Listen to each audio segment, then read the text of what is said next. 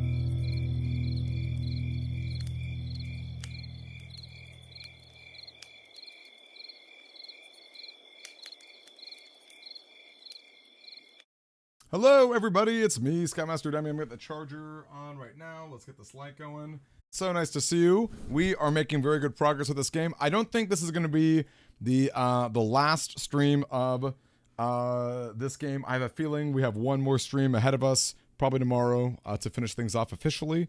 But things are heating up, aren't they? Things are definitely heating up. Oh, hold up. Why is this? What is that? Is this another kind of like down there? Give me a second. Okay, much better. Much better. Kwanzaa, nice to see you. Okay, gang, I'm gonna take a second to say this, and I don't, if you guys know the answer, if you guys know the answer already, do not tell me. Don't give me any, don't even acknowledge it. Don't say yes, don't say no, don't say whatever. But I was thinking about this a lot today. There's basically two factions, right? There's this sort of, Canis assassination, who's also allied with Bronco Knight, who was maybe allied with the president of Zhengfa. And then there's Lagarde, Excelsius winner, possibly, I mean, that's like the smuggling side of things, right? Because if Excelsius winner really is, the smuggler, ringleader or whatever, then that's going to be on like the, on a side that maybe has hired other assassins or whatever. I'm not too sure. There's kind of two rival factions that are going on. I do think that there may be a body double swap with the president of Zhengfa, considering that he changed his opinion of the police so drastically, and that he was buff when he died, as we've seen. The one in the first case was fat and sloppy, and honestly, maybe he was the double. Who knows, right? In fact, I kind of think the fat, sloppy one was the double, because Shelley the Killer seemed very upset that he was hired to kill someone who wasn't actually the person, right? At least that's what it's implied. So that's my thought there. I have one more prediction, which again, I really do not want anyone to give me a yes or no on. I think Eustace Winner is sus. I think he's sus for a few reasons. One, he should not have been able to open the lock to go through the trash to find that evidence. Two, he has a red coat, which maybe is not that scary, but considering we've got this like red sweater hoodie person who's against K, that's a thing. Three, the person on the radio, I'm not going to say they were childish, but they definitely said things that seemed a little less mature than someone like Canis, who has of course escaped prison. I don't think Canis would be like Yatagarasu and Papa Winner and amazing or whatever. I don't think he'd do any of that. In fact, he was kind of smug. So I kind of think that's very suspicious. And then finally, this is the most interesting. This is the most interesting part. He has a new theme song. Okay, and granted, that could have been his power-up theme as it was taken on his dad in court, but the new theme song, it doesn't feel very triumphant. It feels a little like hoity-toity, so I don't know. It's very interesting, and in fact, if you think about a motive, clearly he and his dad do not get along very well. Maybe his dad has always thought he's a nincompoop, and maybe he just wants revenge against his dad. I don't know. But anyway, that's my thoughts. Neither here nor there. I'll move on from that because I don't want spoilers, but that is my thoughts. I think that he's very suspicious. Yeah, that's pretty much it. Okay. So, let me go ahead and boot up the game. We'll get that going. I've been loving it, though, regardless, I gotta say. I've been absolutely loving it. Now, I will say another thing. I don't know how Eustace could have tied himself up. Maybe he really did hire somebody. Maybe he hired somebody to falsely, to falsely do a kidnapping. Oh yeah, you probably will hear it, Kits, because I highly doubt they made that theme song just for it to disappear, He is an nincompoop. But it could all be a ruse. Which honestly, like, how incompetent could this guy truly be, right? Okay, let me get the game going. Also, Jedi, nice to see you. Hello. Welcome at 9:30. Am I still streaming? I streamed pretty late last night. I definitely did.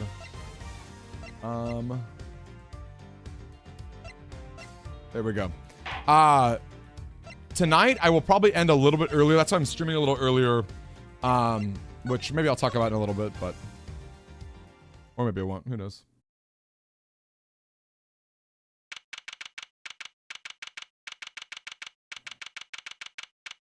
The big building.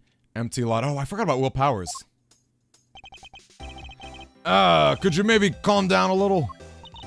Calm down, ain't no way, Jose. Not until y'all come clean. It's for your own good, dang it. Our intrepid reporter refused to give up even in the face of repeating stonewalling from the crew. There was a moment where I was very suspicious of Tabby Lloyd as well. Tabby Lloyd, if it's not Eustace Winner, it is Tabby Lloyd, because she's always listening, she's always recording, she has a red jacket, and it was really weird that she was involved with the fake assassination, and it was really weird that there was something else that was really weird. I can't quite remember. Oh, that she instantly knew about the kidnapping. I mean, and maybe that's because she was eavesdropping this whole time. So, I don't know. She did give a pretty good alibi, at least a decent reason. She did give a decent reason as to why, like she's just picking up on the bug signals. But I don't know. Tabby Lloyd is also a little sus too. Hey there. Is it Corjin? Corhon Bet? Taurosaurus, hello, nice to meet you. You cops sure got a lot of nerve. Y'all the ones who let Taurosaurus run wild. Hoping to hide the fact that they bred this menace themselves, the staff cling desperately to their story. Look, we're really not breeding anything. It's a happy movie set. Says the guy who told me she done seen Gordy with her own dang eyes. I sure saw something, but that doesn't mean we're keeping monsters here. Hey, crushed level. Popping in with an objection. Oh! Oh, Mr. Edgeworth. And Sean. Y'all on the trail of this here monster infestation too, huh?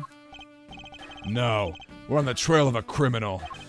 Lang Ji says, the darkness of a criminal's heart can sometimes be compared to a monster. That is to say, a killer is no different from a monster, really. Agent Lang, this is highly irregular, sir. We can't allow members of the public onto the crime scene. These people are important witnesses. I need them to be here. Well, Agent Lang, here we are. Shingo! Oh, Shingo, you missed yesterday, yes. Let's start by summing up the facts. President Wang's body was discovered here this morning. He hadn't been seen since the night before last. Yes, he slipped off without his bodyguards noticing, if I remember correctly. So he was missing for over a day.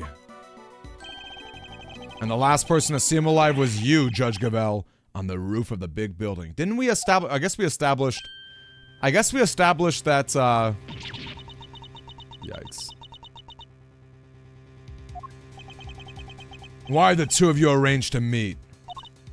I'm sorry, but I can't say. Not even to defend yourself from an accusation of murder? Why? Why can't you just tell us? Please, Judge Gavel, we're trying to help you. Ha! She can't say because she'll only incriminate herself more. I know you had something to do with the president's murder, and I'm gonna prove it. Objection! You said yourself the body was only found this morning. How do you explain the time passed between Judge Gavel's meeting with the president then? That's exactly what I'm hoping we're about to find out. I'm particularly interested in what happened last night. So why don't you tell us exactly how it all went down? Sean Fenn! Me? We know you were here on set last night. You were, Sean? We have testimony from the woman over there and forensic evidence from the footprints that proves it. You came back to run your lines, right? What? You were spying on me? I'm sorry, I just making sure you were okay. It was late, I was worried about you. How many times do I have to tell you? You don't gotta worry about me. Well, Sean! That's no way to talk to an adult.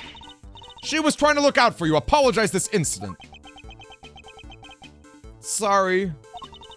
I've told you before, I won't have you speaking to people that way. Look at her mommy. She really is a mommy mode. Whole new Judge Gavel. Seems she's just as strict with her son as she is with those who break the law. Are you listening to me? If I've told you once, I've told you 1,000 times. You must. She's just nagging.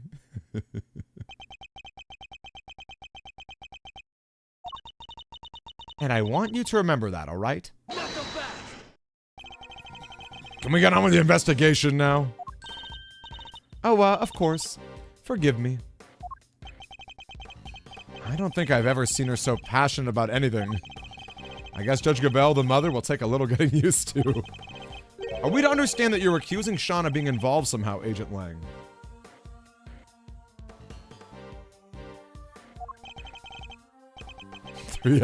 Three hours later.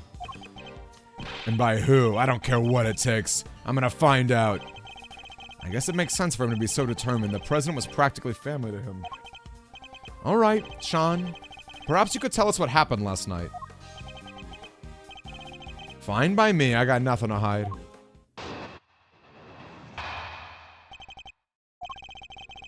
I had a bad day yesterday, messed up a couple of takes.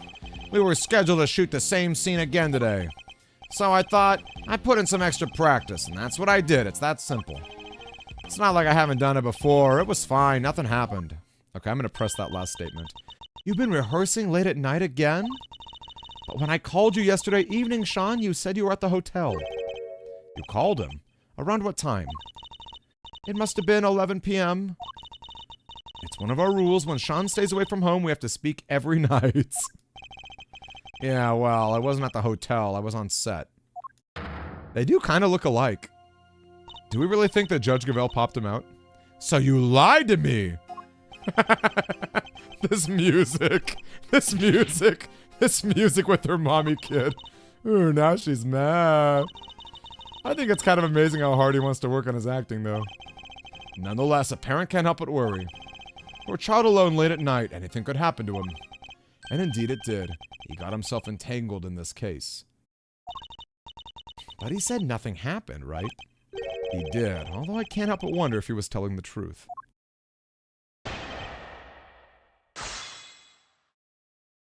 It's a good point. You need a strict mom for these child actors. That's a very good point. Okay, I'm gonna press the last one. I think that's what matters. Hold it! Are you sure about that? What do you mean? Of course I'm sure. That was just a regular evening, nothing out of the ordinary. Huh? A regular evening? How can you say that? Somebody was... Okay, he's just a child. You mustn't be too hard on him. Nothing happened, really. Nothing to do with the case, anyway. At least that's what it sounds like he wants us to believe. But wait, don't we have some evidence related to what happened last night? We do, and we also don't have time to be humoring the lies of a child. Let's use what we have to point out the contradiction. Oh, we already have one. That's right, he communes with the animals. Nothing happened. What about Gordy falling?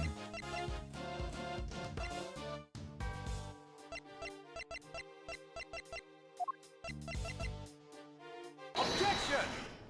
We got him. Yo, Leg-along, what's the hoop, dog? Leg-along, this is like the really exciting part of the story. Nothing happened, I'm sorry, but you're lying. The model of Torosaurus's head fell from the roof of the trailer last night. You expect us to believe that you knew nothing about that? I don't know what you're talking about. Is that so? I told you, I ran my lines and went home, that was it. What do I know about some stupid fallen head? Or are you saying you can prove I know something? Sadly not. It's entirely possible the head fell after Sean left. No proof, huh? This conversation's over. Objection! Moozilla! Wait, that's funny. I like Torosaurus more, but Moozilla's funny too. The head falling from the roof wasn't the only strange thing about last night. And I'm certain you know what else I'm thinking of too. What other unusual occurrence happened yesterday evening? The footprints?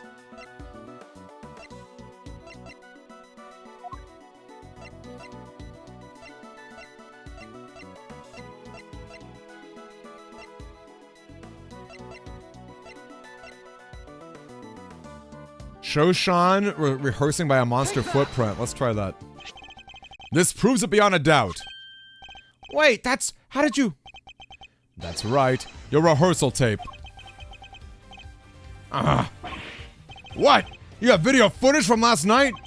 We do, and if you watch it, you'll see that it was no ordinary evening. Look at him go. There's a footprint there already! There is, and I'm not sure that's an everyday sight, even on a film set. Sean, why would you keep this from me? No reason. Liar! That stuff might work on your mommy, kid, but it's not gonna work on me. Why did you hide the tape? Sean, you have to tell us. You. Look, I just didn't want anybody to see me rehearsing, okay? I don't like it. Oh, he's got I like his theme song. I like his theme song a lot.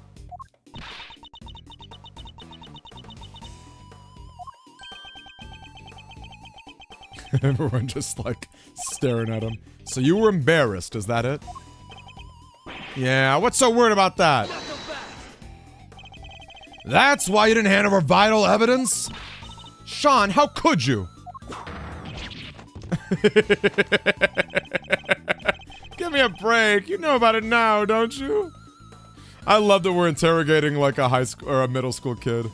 This is such a middle school thing. Sure, the footprint was there, but I just ran my lines and went home. That was it.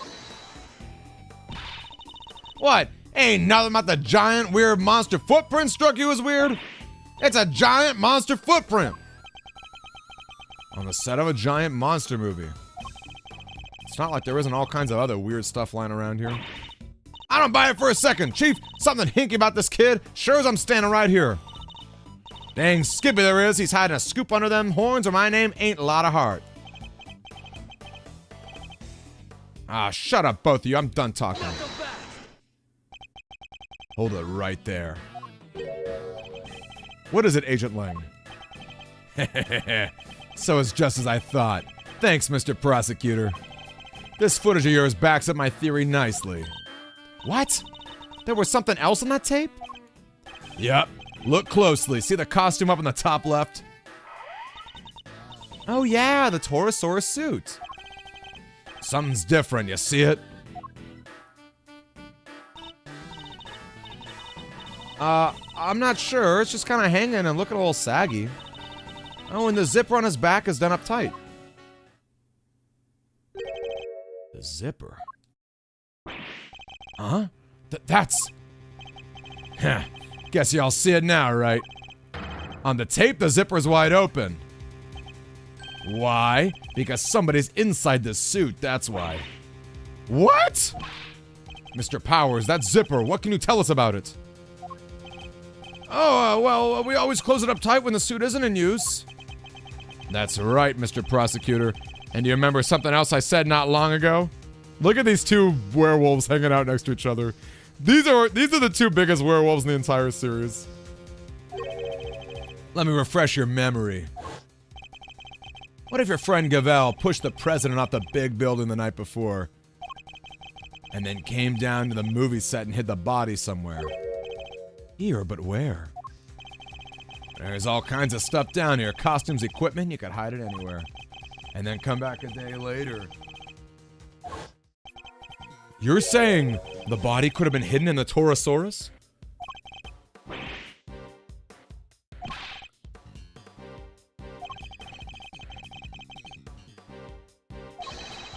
You hid his body inside that costume.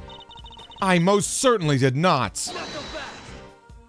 You know, I think canonically Street Fighter and Phoenix Wright are in the same universe thanks to Project Cross Zone. Kids, they do look very similar. I thought we've already approved it would be impossible. The movie set was locked at the time. There's no way Judge Gavel would have been able to get in there. Oh, but her son. What if she had an accomplice? What? I got a little theory for you. Think you're gonna like it. Oh. Let's go, Agent Lang. Mother and child murderers. What if Sean was waiting down there when Gavel pushed the president off the roof? If the two of them were working together, the problem with the lock goes away. That's true, Marvel vs. Capcom also has Phoenix Wright, yeah. Then they work to hide the body together, too. By dragging it over the Torosaurus suit and stuffing it inside. You think the murder was really that carefully planned? It was the assassination of a world leader. It could only have been carefully planned. To suggest that Sean could be involved in this, it's unthinkable. You're my prime suspect. What makes you think I'm gonna listen to a word you say? Look at these frenemies. I love Edgeworth's frenemies going at it.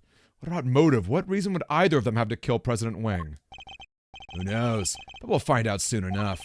She was the last one to meet with him, and she won't tell us why. Pretty darn suspicious. Even you have to agree with that.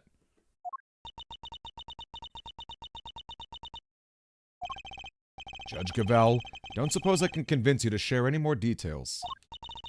My apologies, but that is the one thing I cannot do. However, rest assured, should that ever change, you'll be the first to know. So please, you...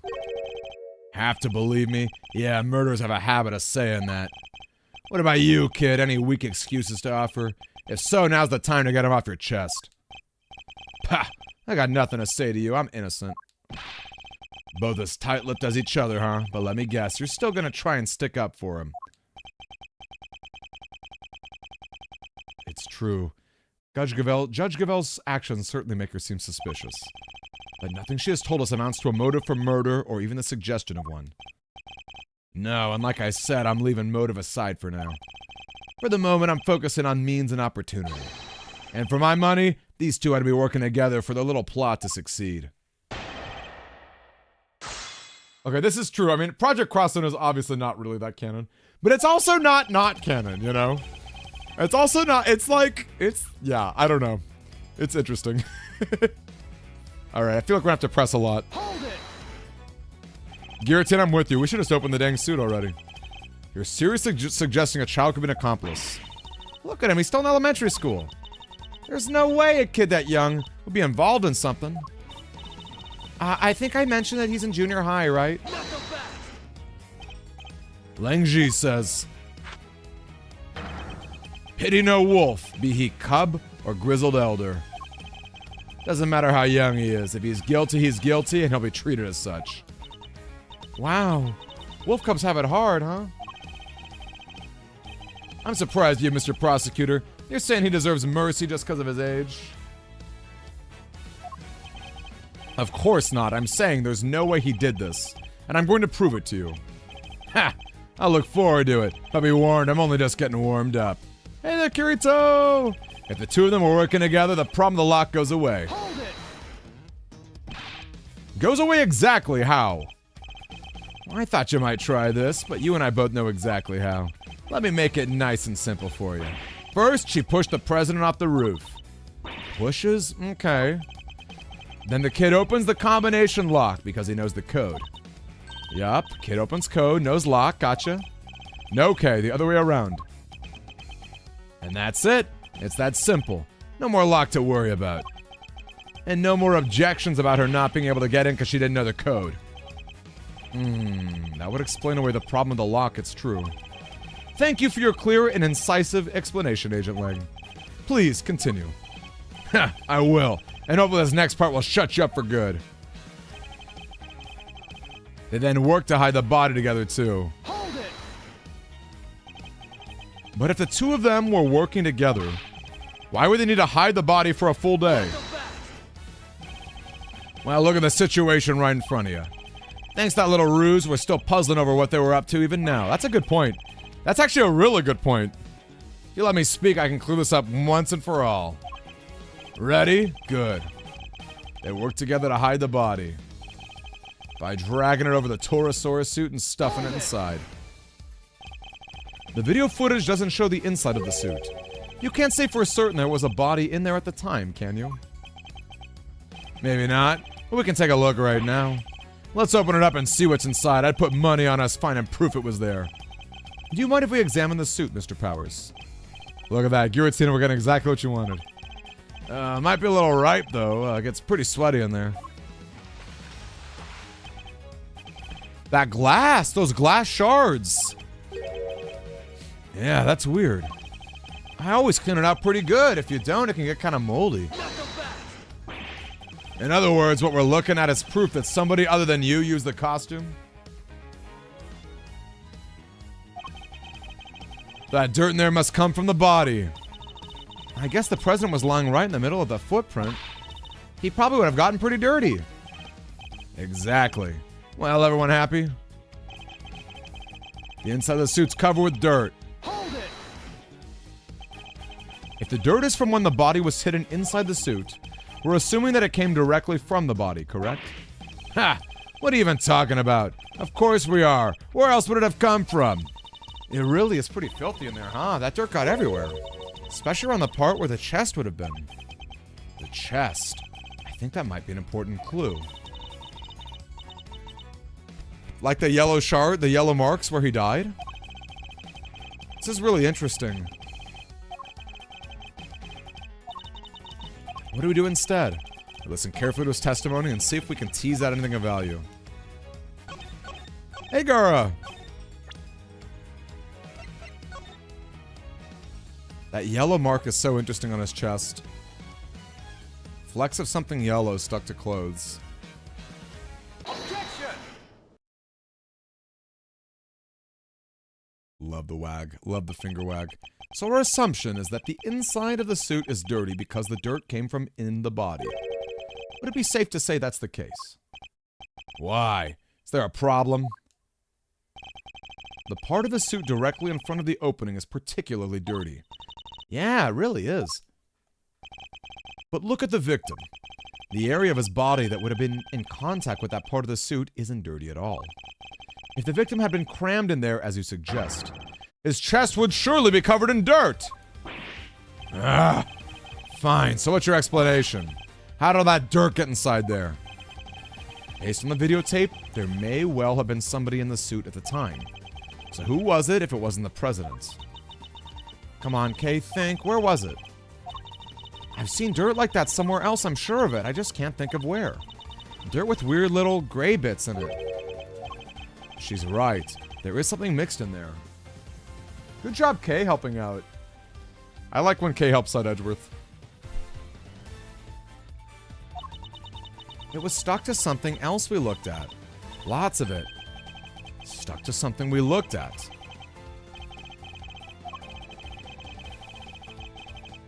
Yep, that's exactly right, kids.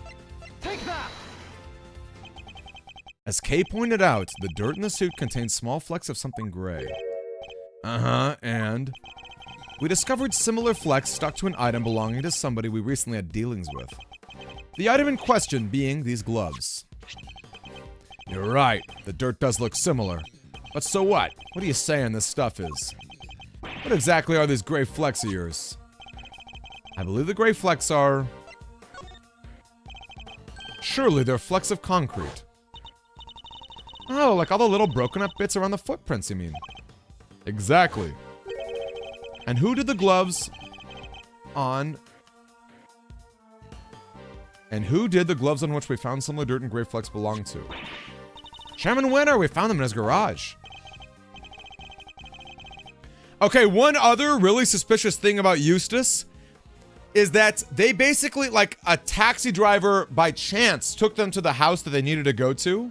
Like, even Edgeworth himself said they got kind of lucky finding it. So I don't think it was that weird that they ended up going there to free Eustace.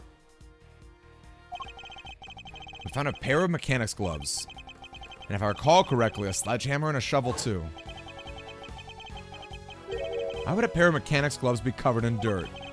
I'll tell you why, because somebody wore them while they used that hammer and shovel. Ooh, Gara, that's a good thought. They smashed through the concrete to the dirt below.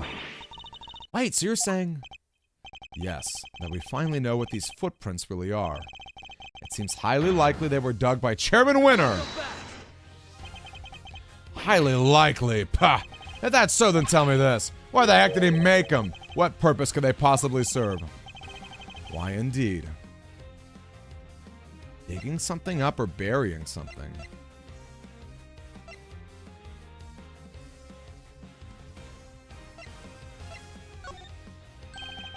I think he must have been digging something up. I imagine events unfolded something like this. There was something on this lot he needed to unearth. In order to do so, he cut the chain on the side entrance and gained access from there. He then used the sledgehammer and shovel to dig the 3 footprints. But wasn't Winter in the auction? Wasn't he in the illegal auction? I mean, this is a lot for him to do. When he found what he was looking for, he bagged it up and filled in all the holes. Ah, but then Sean must have showed up, right? I think he did, yes. Chairman Winter would have had to find a hiding place, and the Torosaurus suit provided just that. You got all that from a pair of dirty gloves? It's good, but it's all just speculation. We don't have any proof he was inside that suit. Oh, that's right, if Sean came at 10 p.m., he could have dug those holes and even showed up before the kid got here. Hey there, sir. But he didn't, and there's the proof right there in the footage. It shows that Chairman Winter was still present when the recording was made. It's a shame that Agent Lang didn't notice it himself. But if we compare the situation as we see it now to the situation as it appears in the rehearsal, and compare that in turn to what we saw in Chairman Winter's garage, it soon becomes clear that the chairman was present. That bag! This Creever bag? Take that! Interesting. Look at the bag next to Torosaurus. We saw the same bag in Chairman Winter's garage. The same bag, the dirt on the gloves. That has to indicate a connection, surely. I think that pretty much seals it. It was Excelsius Winter in the suit. And if it was in there, the president's body can't have been. Ah! Good, it seems I've convinced Agent Lang of the flaws in his theory. Somebody get to Chairman Winter's house right away! We need to know what's in that bag. Yes, sir. Y'all done lost your minds. Can't believe what I'm hearing here. What's this hog's will? This is all we need. Them right there is Torosaurus footprints, dang it. Ain't no holes dug up by no old guy. I think I've demonstrated more than adequately that's exactly what they are.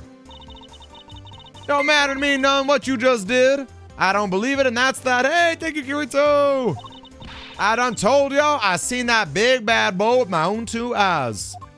Thank you very much, Kirito. That's very sweet of you. That giant eye peering in the window. I thought we'd gotten past that nonsense. We ain't about to let that go. What kind of journalists would we be if we did, huh? Responsible ones, but I guess that's the whole problem. Wait. Ain't like it was just about the footprints, no how. You were seen fraternizing with one of them monsters. Ain't that correct, young man? By the young lady over there, if I'm not very much mistaken. We're never gonna get anywhere with these two around. If we could prove it to them that it wasn't a monster, they might finally drop it. What do you think, Mr. Edgeworth? Any bright ideas? Prove that it wasn't a monster. Fine, I don't suppose there's much else for it. Let's see what we can do. What you whispering about? Y'all are hiding something, ain't you? Admit it. Quick, Tabby, rotate. Could I politely ask that you both calm down? The monster the boy was seen talking to, we all know what it is now. Huh? That's right. Sean's rehearsal tape finally being cleared up on a particular mystery. Did? The point at which Miss Nichols thought she saw Sean with Gordy. That would have been right when he was making his rehearsal tape. And she mistook a certain object for the legendary creature of the lake. Your so-called monster is right here in this picture. I ain't seen no Gordy. That ain't nothing but a dumb snapshot. You're talking to a pro here. Can't film with no trick photography.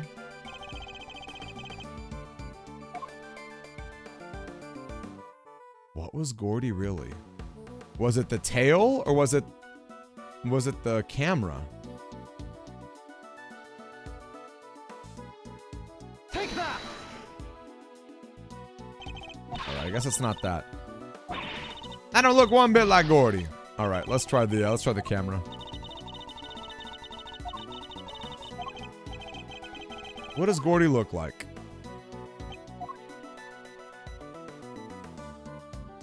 Take that.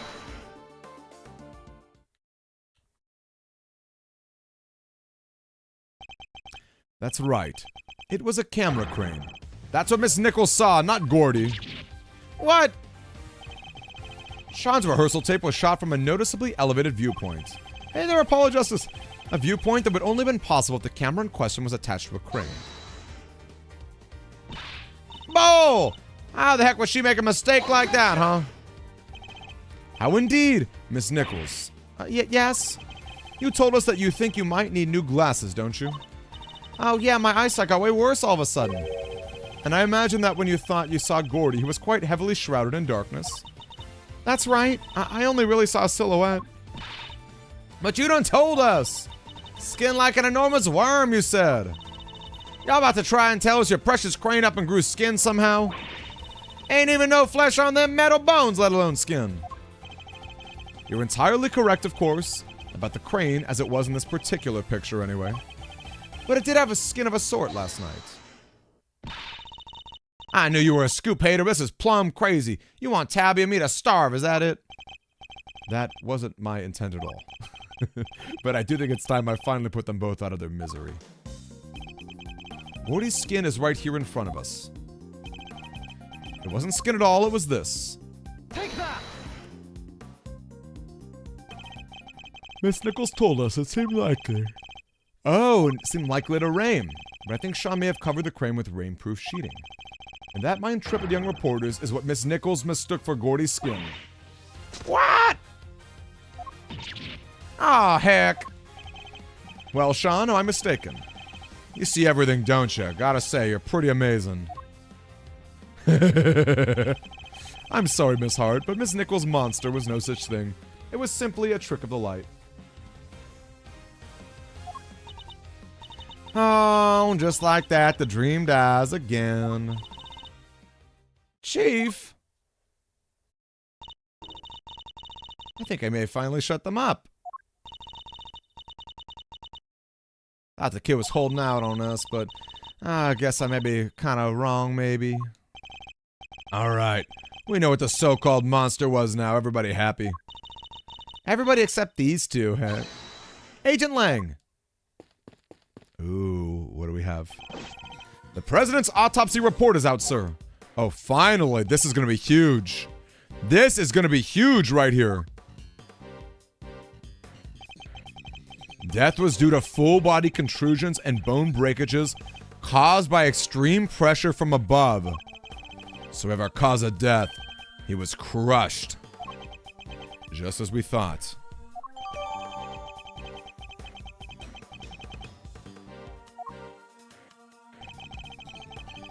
Test results haven't come back from the yellow substance, but they did find gunshot residue on this right hand. Gunshot residue, Kenny. It's a substance left behind when a firearm is discharged. Its presence indicates the president may have used a gun. Really? We didn't find a gun anywhere, did we? Indeed not, which makes the residue something of a riddle. I'll have to read that report carefully. Well, Agent Lang, that clears up one thing at least. The president didn't die from a fall, which means he wasn't pushed from the roof of the big building. He was crushed by a falling Torosaurus head. Guess I have to accept that now. Fine, you were right. Amazing! Does that mean Judge Gavelle isn't a suspect anymore? Surely it must. Both the cause and time of death rule her out. She met with the president the night before last, but the autopsy report puts the time of death around 11 p.m. And we know that Torosaurus fell around that other time too. The facts all line up perfectly. Phew, what a relief. Sorry, might be a little too soon to celebrate. What? Sure, I think we can accept that the falling head must have been what killed the president. But that begs the question of what could have caused it to fall or who. We know what happened late last night, so we have to think about who was here at that time. Overruled. Wait, Kay Faraday was here last night. I guess Sean too. You did it, didn't you? Sean.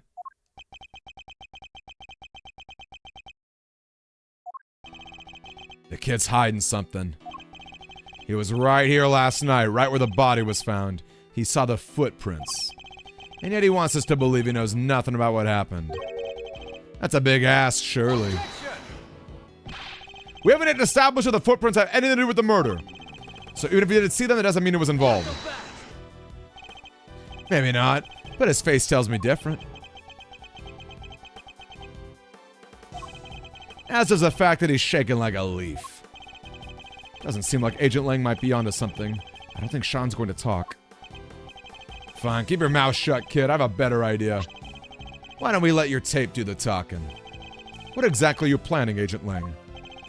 The police have some pretty sophisticated image analysis tools these days. You would go to such extreme lengths to see my son convicted.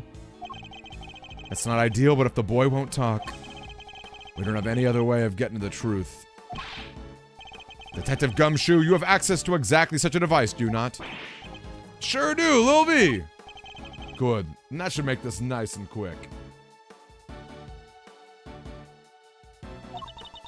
Mr. Edgeworth, might I request that it be you who carries out the analysis? Why me? I fear that Agent Lang might be inclined to believe the worst. Image analysis isn't exactly my specialty, but alright.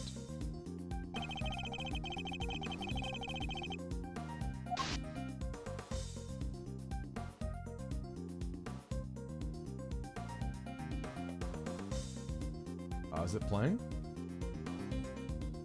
Or it's just a still image? Oh, I didn't mean to, I meant to zoom in, whoops.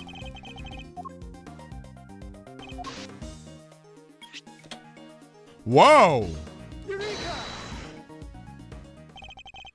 What the? What is it, Mr. Edgeworth? Let me see. Eek! What is it? What's the matter? Show me. Mr. Edgeworth, the court asks you share your findings. Zoom in on the top right part of the image and look closely. There's a person there. It's the president! Oh my! What? You're kidding, right? Well, I'd say that's pretty decisive, wouldn't you? This doesn't look good for Sean at all. Wait, this doesn't prove anything! I didn't know he was there! I don't believe you, and that image does in fact prove something very important. That you and the president were here at the scene of the crime together. Admit it, kid. No, that's ridiculous! Why? Why would he? Sean, you didn't. You can't have. Can you?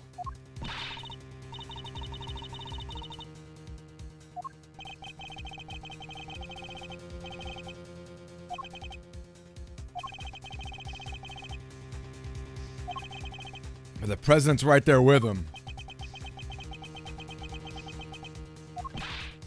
Sean, what are you not telling us? We have to know. He's right, Sean. Be honest now. It's the only way. The truth is, it was all my fault.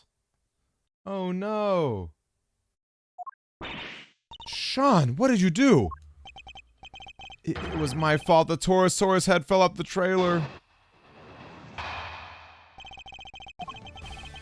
I went up on the roof of the trailer to prep the kit I was using. I turned on the heater. I must have left it burning when I came down to run my lines. Then my mom called and I left the set to go talk to her. When I came back after the call, the Torosaurus head had fallen from the roof and the president was just there lying next to it. No. We did find evidence of a fire having been broken out. Just a tiny one, so I put it out myself. So, we're saying the president died because of Sean? If he did, that would make this whole thing just an accident. What did you do with the head after you found it on the ground? I took it apart, carried the pieces up to the roof, put it back together again.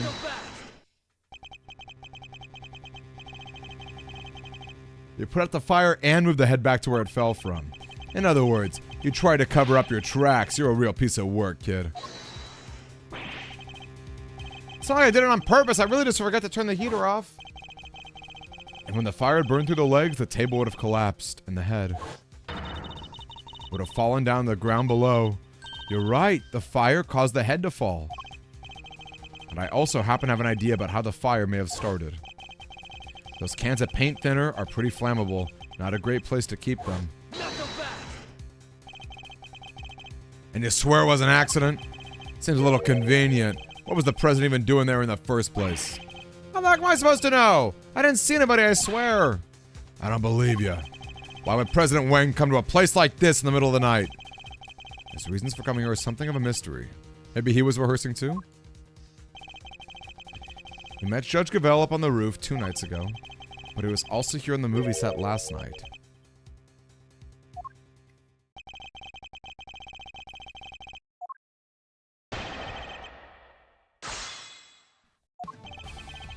Went up on the roof of the trailer to prep the kits. Hold it! You're a fit and hearty young man, Sean. It's spring now. Surely you didn't need to fire up that stove.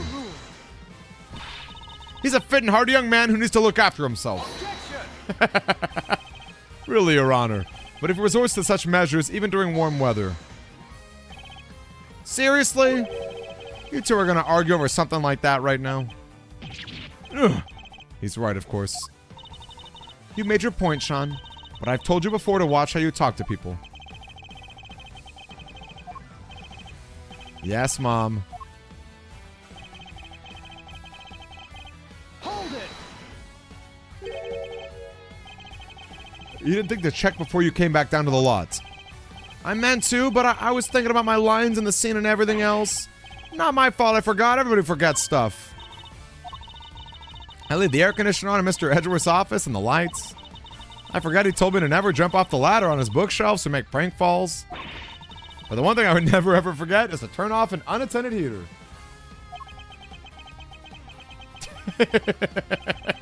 Please, Sean, go on.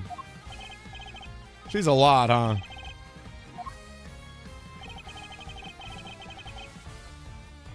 Mom called. It's the middle of the night, and the set was deserted. Why did you need to leave in order to talk to your mother? I forgot I was supposed to talk to her. I got confused, I guess. I thought if I didn't leave, she'd find out I was in the middle of a hotel on my own. That doesn't make sense. You know that, don't you? Fine. Look, the camera was rolling and the mics were all live, okay? I didn't want our conversation on that tape where everyone can hear it. It was embarrassed about being recorded.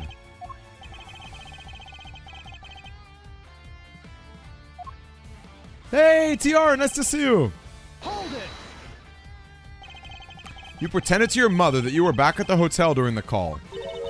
How come you couldn't tell her you were coming back to the set to practice? Because you'd have phoned the hotel and asked them to send a car to get me or something. Overruled. Of course I would have. A child your age shouldn't be out on his own late at night. Anything could happen to you.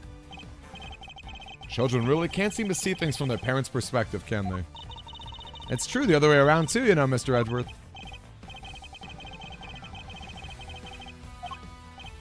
Oh, sure. Hold it! You are Groot. Were there any signs that it was about to fall before you left? I don't remember. I was concentrating on my lines. But a fire had broken out on the roof because of the heater you forgot. Did you really hear nothing the entire time? No, I had my headphones on. What? Why? I was playing the soundtrack to the movie to help me concentrate, and I was playing it loud.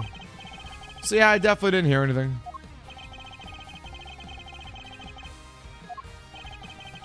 You know cell phones vibrate these days, right?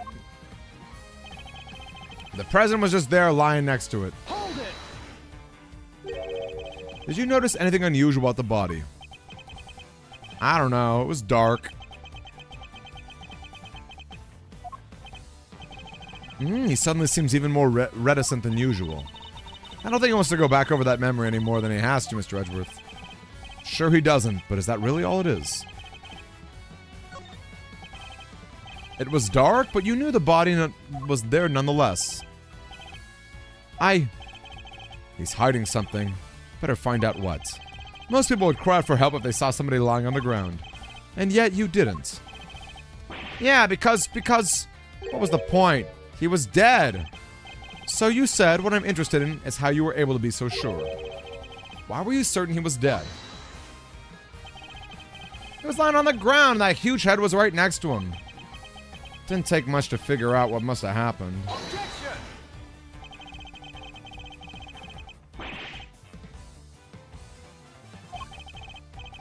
I'll tell you how, because you checked. Fine, I checked, okay? I was scared, but yeah, I went up to the body and I looked and he wasn't breathing. So I was right. But why try to hide that fact? There must be a reason. Could you tell me how the body looked at that point? I couldn't tell if he was dead at first. There was no blood or anything, so it's hard to be sure. Nothing on his clothes either. He was completely clean. But yeah, he wasn't breathing. That's how I knew he was dead. Thank you. I'd like you to add that statement to your testimony. No blood and nothing on his clothes. So there was no blood or any other markings. Would you say that my characterization of your statement is correct? You know I would, and you saw the body too, so you know I'm telling you the truth. You also told us the lot was dark at the time, and yet you were still able to confirm all this. What's your problem? There was nothing on his face and nothing on his clothes, okay? Thank you, Sean. I think that tells us everything we need to know.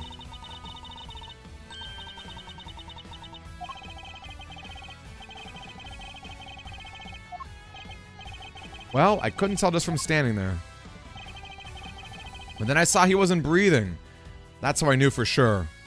Hold it! How'd you confirm that he was no longer breathing? They taught us how at school you put your cheek next to the person's nose. If they're breathing, you can feel it. Never thought I'd actually have to do it in real life. I mean, it's good they teach them this stuff, but yeah, it takes guts to do it for real. Not bad for an elementary school kid. He's in junior high, Kay. Try to remember at least that much. Must have been quite a shock coming back and seeing a dead body. And this was a dead body with a giant Torosaurus head next to it. I'm sure it must have been very upsetting. That sounded like it was an accident, right? Let's see.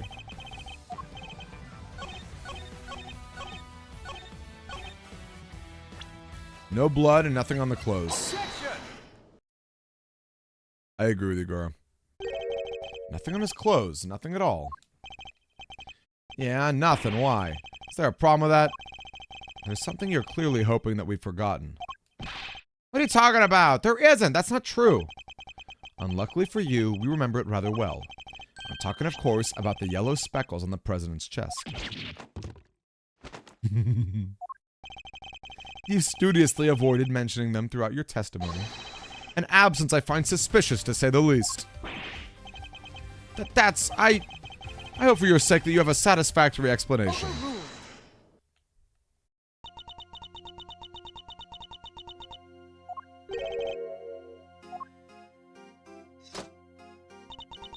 Allow me to explain. But... The yellow residue in the president's chest. I imagine it was from a bouquet of flowers. Lion lilies, to be precise. Lion lilies. 2 nights ago when I met the president on the roof of the big building. I presented him with a bouquet. They're a type of lily with large yellow petals. I imagine that the substance on President Wang's chest was pollen from those flowers. But they're not there in the printout from the security camera. Only because the president is in the way. Oh! A corsage! The corsage matters. Maybe the corsage... I have a feeling the corsage was part of the illegal auction. You needed a mask and a corsage? Why give him flowers? That is not something I'm at liberty to divulge. What? More secrets? Are you serious? First you wouldn't tell us why you met with him, and now you can't even tell us about the flowers. My sincerest apologies, but all I can do is tell you that I gave him the bouquet.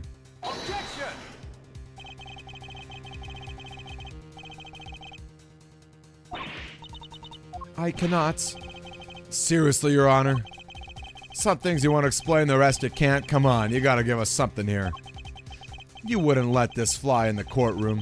What makes you think we'll accept it? Hey! You leave her alone!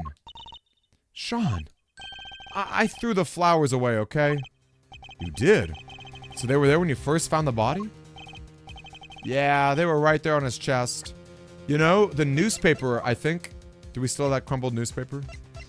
The crumbled newspaper, I guess we don't, but that has yellow marks on it too, I believe. Interesting. They were squashed completely flat. I guess that makes sense, right? They would have gotten crushed along with the president. And the pollen would have smeared across his jacket front. That does explain things rather neatly.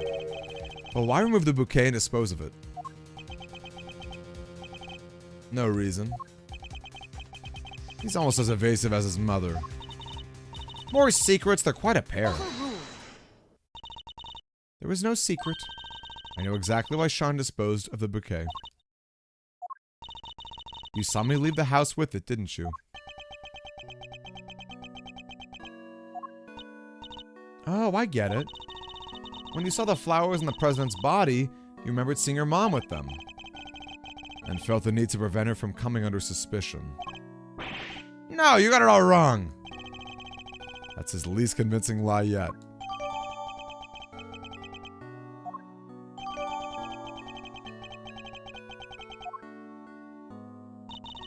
I often decorate our home with lion lilies. I imagine that's why he remembered. So the flowers his mother was carrying showed up on the president's body. And because of that, he got rid of the bouquet and kept quiet. Oh, that is very suspicious, Ling. Well, that ties everything up nicely, doesn't it? A little too nicely for my taste. Why? What's wrong with nice? I guess you forgot, huh? The kid also told us he was responsible for the head falling in the first place. Yeah, he did, but... So he's still our only suspect. The finger of suspicion still seems to be pointing firmly in Sean's direction. However, I can think of a far more likely culprit than the boy. Who? The person who was holding Sean captive until only a short while ago. That's right, we had to rescue him from a warehouse refrigeration unit.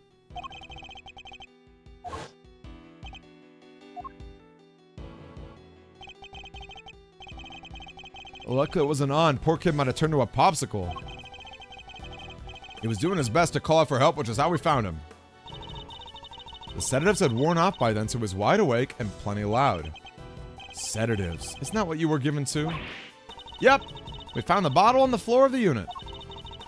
Even the same brand. Threesies. Apparently it's super strong.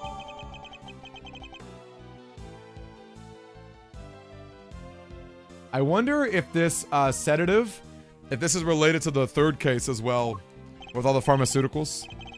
Surely that suggests that Sean is a victim, not a suspect. Somebody else was responsible, and I think they've been behind all of this. Oh yeah, and the secret mastermind of yours was here last night too. Also, another suspicious thing about Eustace, we do not know anything about his whereabouts on the night of the illegal auction or the night of the murder. Nothing.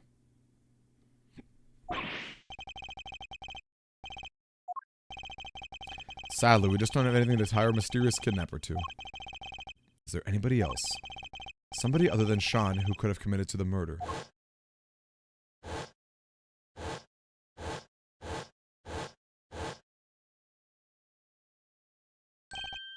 Of course.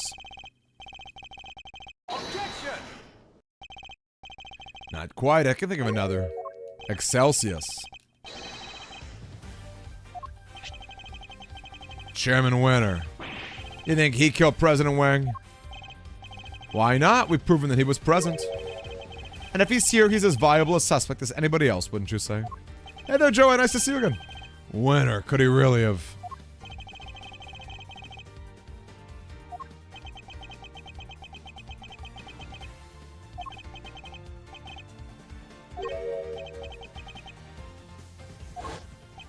"12 years ago.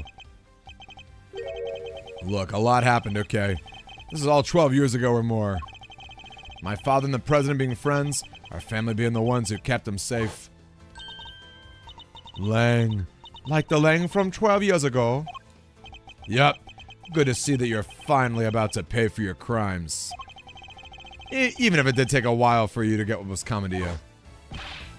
Agent Lang, what happened 12 years ago? It's nothing to do with you.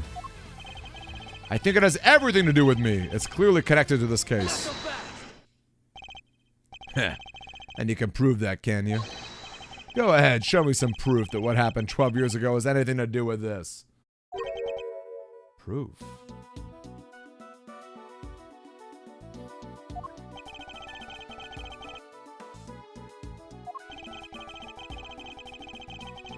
And the evidence was shown. Show a link.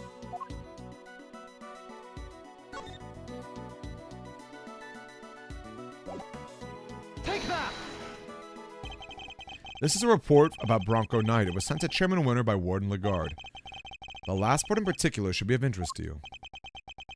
Retrieve the package we laid to rest 12 years ago in front of the planter.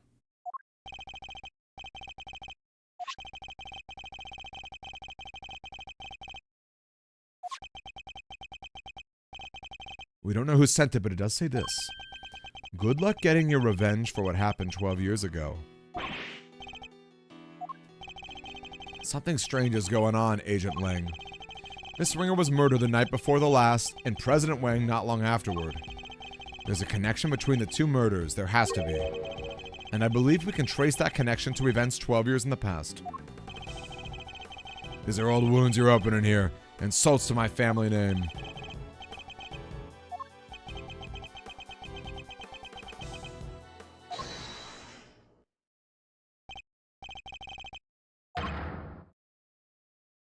Shifu!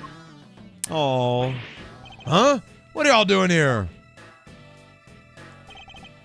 We came to find you, sir! We heard you were looking into the incident from 12 years ago. Idiots! I'm not your boss anymore. Go back to your duties right now. We can't do that, sir. What? You're disobeying a direct order. Please, sir, I'm begging you. We all are. You have to reopen the investigation into the SS5 incidents. We know you can't let it go until you figure it out, and we can't either. I like this parallel between the subordinates who absolutely love their bosses. That bond of trust that they have, like Gumshoe and Edgeworth. It's really sweet, actually. There's a lot of that in this game, I think. You think it's that easy? You could solve the case just like that?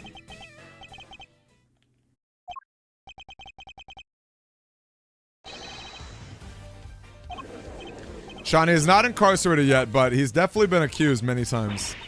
I guess it's my turn to step up. You're looking into a case from the past, right? I just happen to have something that'll help with that. Ah, you mean Mr. Thief. If you can give me the details of the incident, I can rustle up a little simulation. Sadly, we don't have the files related to the case. How come? Access to those files is restricted. They're top secret. Really? Why?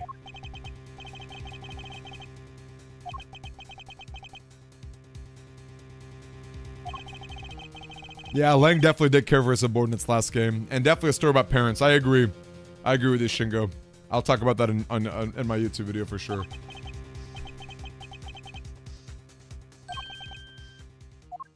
Honestly, even Edgeworth's kind of a dad to Kay.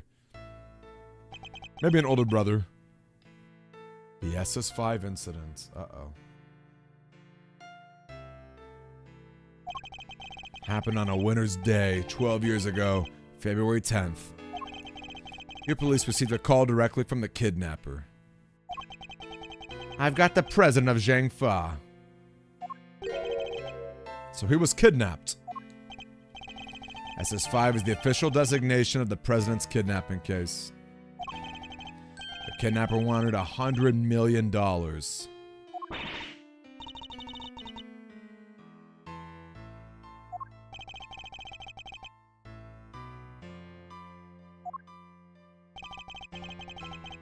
The last person to see the president that night was my father. They were together in the embassy of Zhang Fa until midnight on the 10th. And nobody knows what happened with the president after until he was kidnapped. You know, Lang's father kind of looks like the president in a way too. He's got that regal build and that face. Interesting. Our government did everything they could to scrape together the money. They were desperate to save him. And in the end, they succeeded. The money was handed over and the president came home safely. So President Wang was head honcho even back then. Go, Mr. President. The length of time he stayed in power isn't even close to the most impressive thing about him. Agent Ling was clearly very fond of President Wang.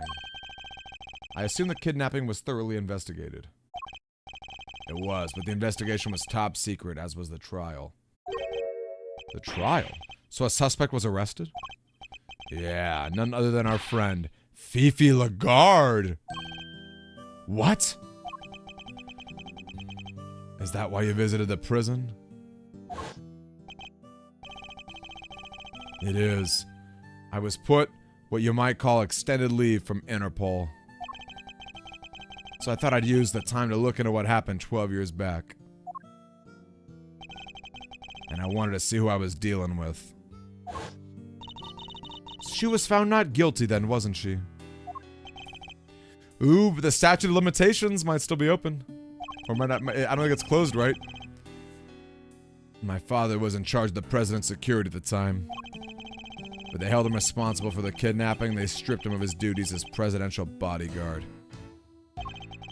He stayed on the force, though, and he worked the case alone, until eventually he found a suspect. Lagarde. And if he thought she did it, there's no way she was innocent. But they declared her not guilty, and the case went cold. My father couldn't take it. He was broken, mentally and physically. Finally, he quit the force altogether. So we had solid grounds to suspect Warden Lagarde. He must have had evidence. He wouldn't have charged her otherwise. Honestly, his dad kind of sounds like Edgeworth's dad in a way, working so hard on a case that ultimately slipped away. There's some similarities between Lang and Edgeworth. As well as, I've always thought that in the first game, Edgeworth, like Lang just detaining people willy-nilly, it feels like a demon prosecutor move from early Edgeworth. I always thought that was kind of interesting too. I'm sorry, but that's all I know. What do we do, Mr. Edgeworth? This is useful information, but I don't think it's enough for a little thief to recreate the scene. Is there really nothing we can do?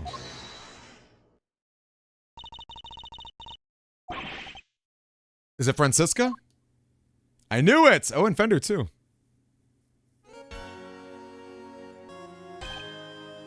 Francisca! And Mr. Fender! We finally wrapped things up over at the courthouse, so we thought we'd see what you kids were up to. Here. What's this? It says SS5 Incident Investigation Report.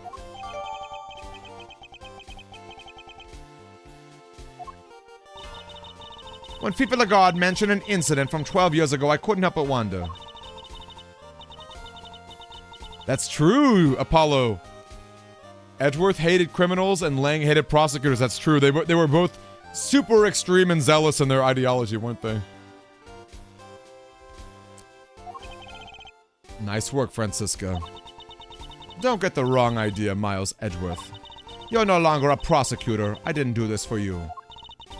I did it so a colleague could solve his father's final case. I owe you, sis. But everything related to the SS5 was supposed to be top secret. Yes, but that classification was applied by the prosecutor in charge of the case.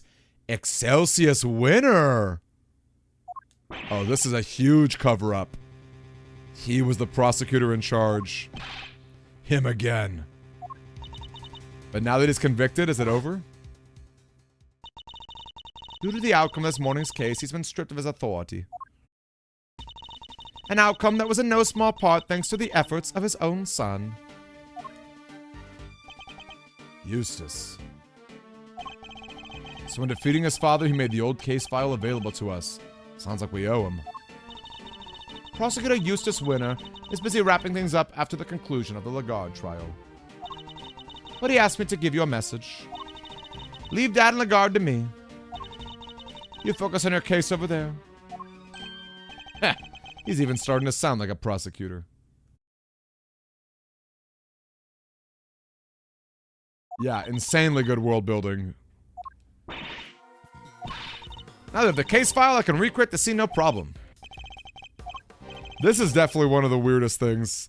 12 years ago, being able to recreate a scene is quite a lot. Not very realistic, but you know what? We take it.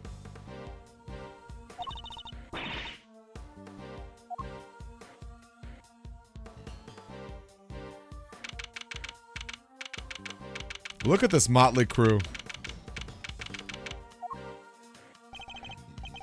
Alright, Kay, if you could set Mr. Thief in motion.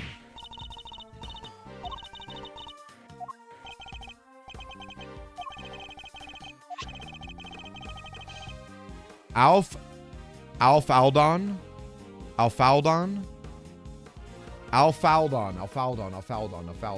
What's the pun there? He fell down. He fell down. He was killed by the culprit for witnessing the kidnapping. Here?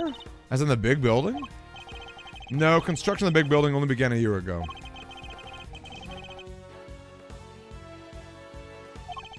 London Bridge is... We all fall down. Ring around the Rosie. Wait! Rosie Ringer!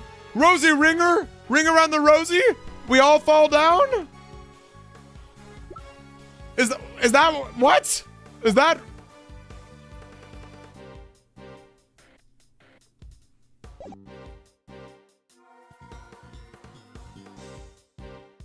Y'all. Now we're getting the stuff that I know.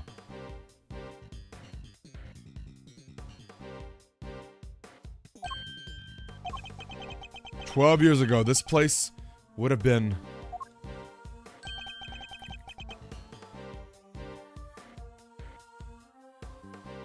the happy family home. A place for orphanage, an orphan place? It was a place for children without parents, yep. An orphanage, in other words. A president was kidnapped from an orphanage. And the place was run by Fifi Lagarde. Oh, her family. She always talks about her happy little home. As the proprietor of the institution, I suppose it's understandable she came under suspicion. Luke at me? Did it seem like Luke? Oh, yeah. Honestly, Bronco Knight does look a lot like Luke at me, doesn't he? SS5 must be related. Okay, could you enter the data relating to the murder of Mr. Alldown? Have we solved the murder? We solved the kidnapping. Nice.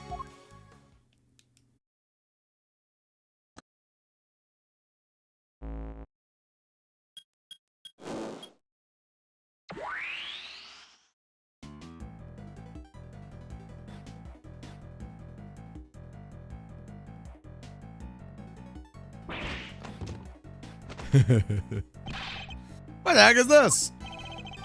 When did I grow to become so blasé to people's reactions to Mr. Thief? What we're seeing here is the front yard of the orphanage as it was 12 years ago. At least as far as the police reports describe. How it looks when they start investigating at 7 a.m. And it seems it had been snowing. When I heard the footprints wound up being pretty important evidence. The snow fell in the daytime the previous day. Before the incident occurred. Meaning none of the relevant footprints would have been obscured. Pay special attention.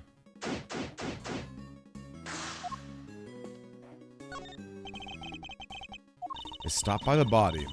They belonged to Mr. Alldown. His feet were pretty big. What about a size 12?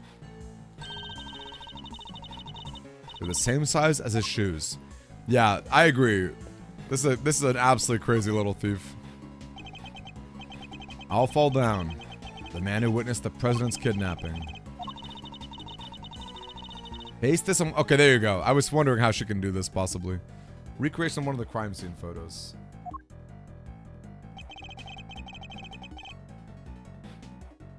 Seems he suffered a blow to the back of the head. From that brick right there.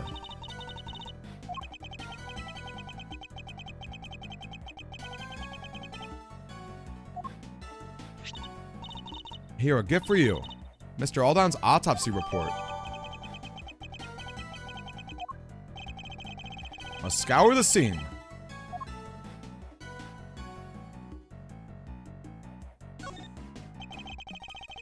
Someone was carrying a camera. They recovered a picture.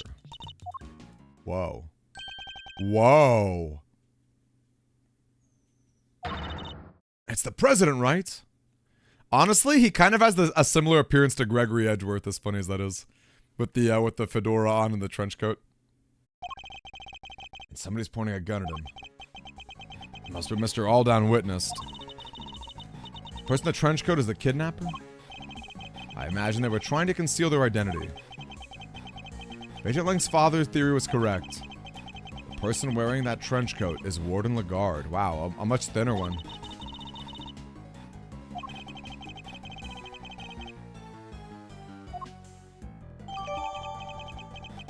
Only one picture was taken.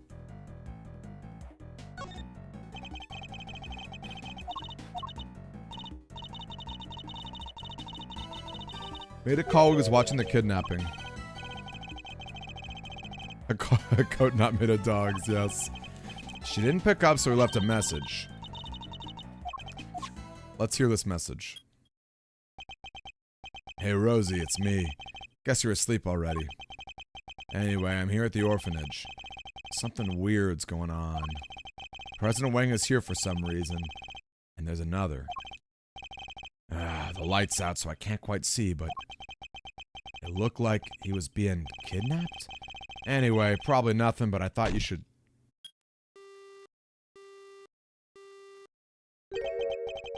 What were those sounds at the end? Must have been attacked when he was still on the phone. Agent Lang, can I ask you something? Mr. Alldown's girlfriend, what was her name? Ringer. Rosie Ringer. At least that's what I heard. Just as I thought. Right! And this is why This is why Rosie Ringer was so against Excelsius Winter. 12 years ago. That was her justice, too. Revenge for what happened 12 years ago, exactly. All Miss Ringer was left with were the memories and personal effects of her lover. So, seeking revenge on Chairman Winter, she made her appearance at the auction.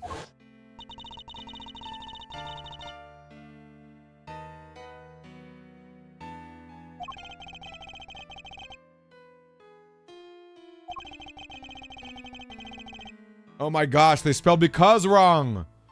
What is up with these typos? Ugh, we need a typo patch.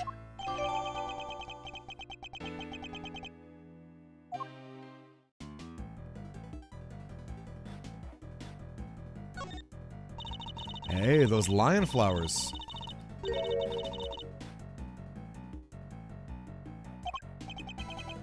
You can't just make these things up.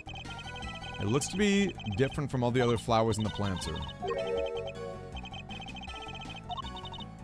The planters! It's in front of the planters, right? The growing anger of a former prosecutor. Remember to look in... Something was hidden in front of the...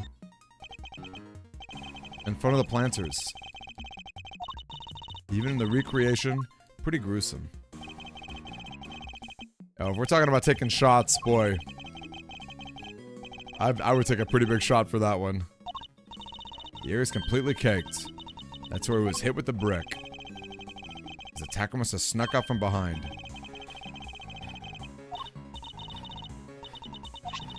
He was clutching a red button. Wait. A torn button, wasn't that relevant somehow? Wasn't there a red button? Maybe it was case 1? I have a vague memory of that. Cowbell! Would someone be a deer and fill in cowbell as to what's happened since since the start of this case? Not since the start, but since the start of this chapter tonight. Still made of bricks all around. Well, you've missed about an hour. Honestly, I wouldn't say that you've missed that much, all things considered. I wouldn't say... Yeah, I mean, I don't know. Maybe...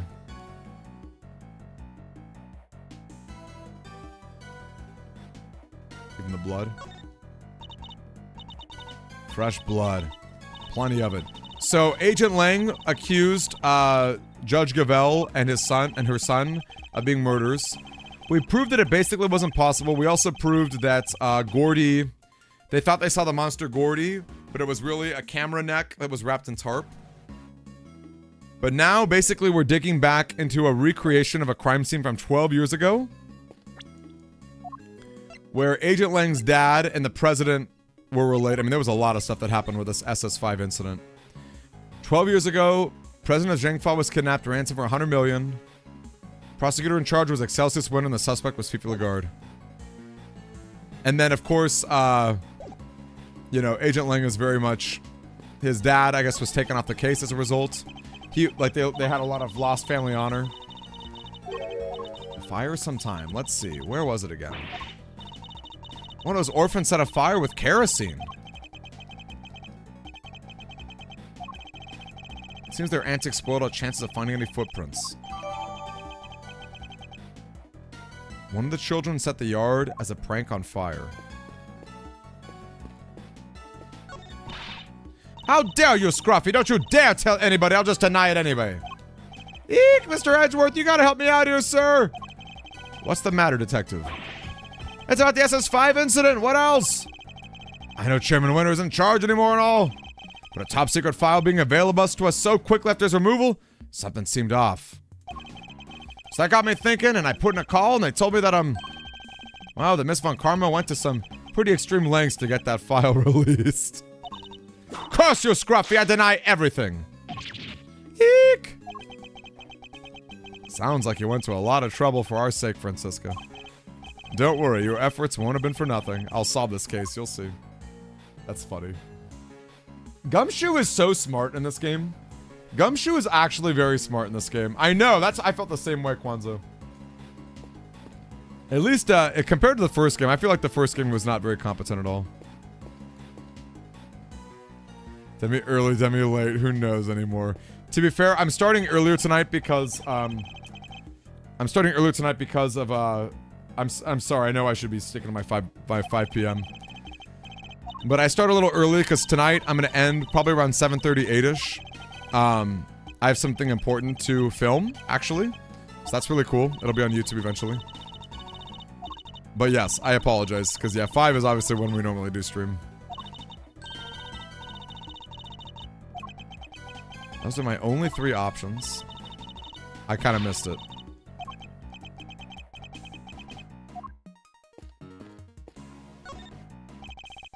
Looks chillier than the chilliest look out here, Mazzarino. Someone might have to warm me up.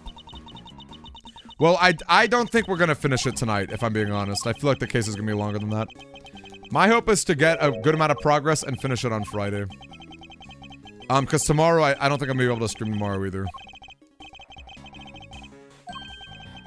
I'd very much like to know when you two are going to admit how much you love your Uncle Eddie. Hey, unfunny! Okay. Honestly, I've gotten used to just mashing through dialogue that's not as, Oh man, Gumshoe Detective would be hype. It's the same one that stands over the entrance of the big building today. Was it there the whole time? Seems the architects work with the old archway in the structure. The future is simply the past reheated. And for once, it seems you might have remembered it correctly. But 12 years is a long time to reheat something for... If it was your lunch, it'd be ruined.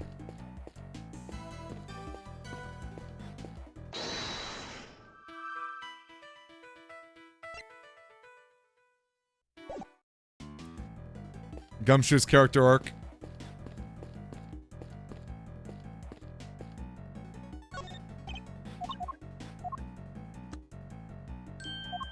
Shall we dig into the planter? If we even can. These planters. According to the case file, the yard stretched 3 sides of the orphanage. I mean, honestly, even just... I would say even just... Oh! Oh! Whoa! Brain blast! Brain blast! You know how that transcript was talking about the planters? That it's burying the planters? That's what Excelsius Winter was trying to dig up with those footprints. That's what he was trying to dig up. That was it. Oh my gosh, brain blast.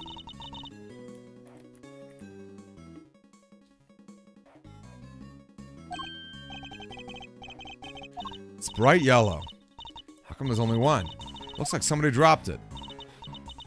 A lion lily, if I'm not much mistaken. A lion lily, you say? Didn't Judge Gavel give President Wang some lion lilies?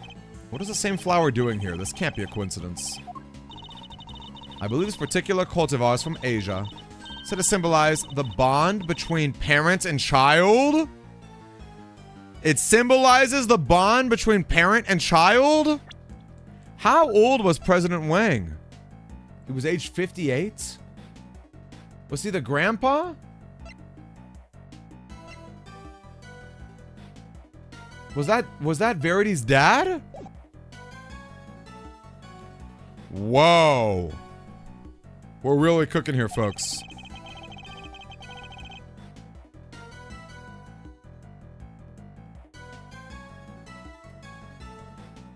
Look up that too. I told you it was common knowledge. Perhaps you just need... Okay, wait. And here's another brain blast. I think, Verity adopted, this kid here. Right? Because obviously Miss Gavel is too young to be the mother. I feel like she adopted Sean Fenn from this.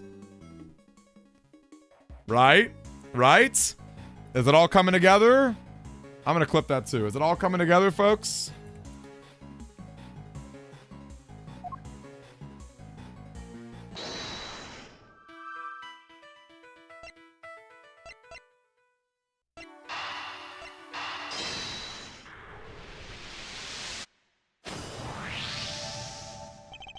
So that's what our monstrous hoof prints really were. Wait, what? Recall the arrangement of the prints. Compare it to the planters. Whoa! That's right. I believe the footprints are located exactly where our planters once stood. So Chairman Winter was digging around the front of them? He was. And why might he have been doing that? We have a piece of evidence in our possession that answers exactly that question. Today's National Cheeseburger Day? Are there any chains that are doing something special? Take that! Burgers, Nick. Burgers. Recall the report. In fact, she mentioned something that had been laid to rest in front of a planter. Why 3 holes? The report didn't specify which of the planters she meant. He wasn't sure which one it was, which meant he had to try and dig up all 3. I imagine so, yes. Poor Chairman Winter. I'll go through all that trouble. What was he looking for? Darn, I feel like I should have eaten a burger today instead of a Kentucky Fried Chicken sandwich. Oh, okay. No good. No good. To be fair, it did seem like a leap of logic.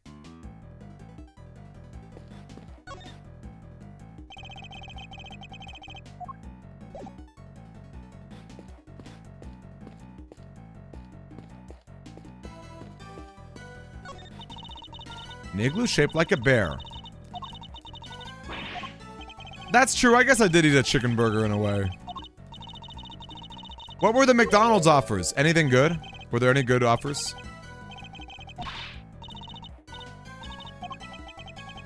Wouldn't the igloo melt?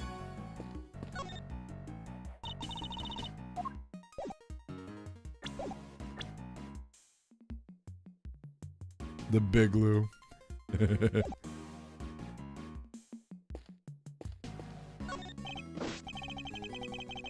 We don't have chicken burgers? I mean, it was delicious.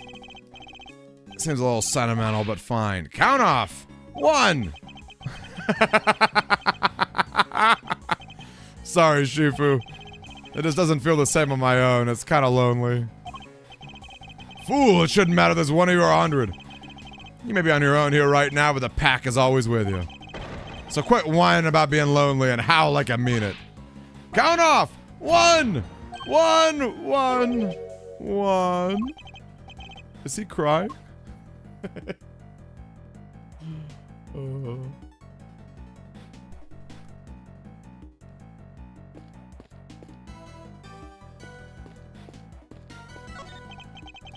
Looks like a snowman?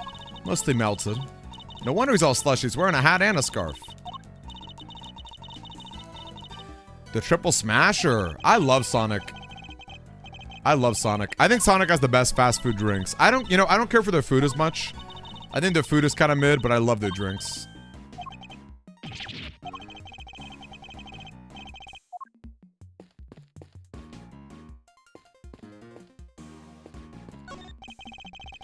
Horse swinging an elephant's face.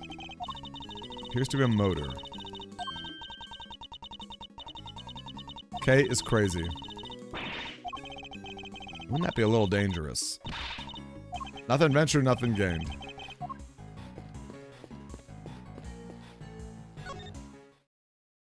Ooh, we can actually talk to them. I like his theme song a lot. He's got a cool theme song.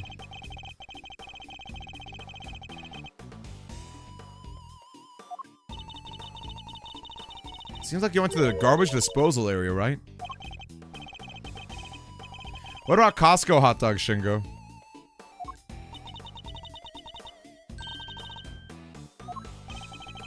I went to the garbage disposal to throw away the flowers that were on that body. Wasn't far, and I figured they'd be less likely to find him there if I threw him in a garbage can.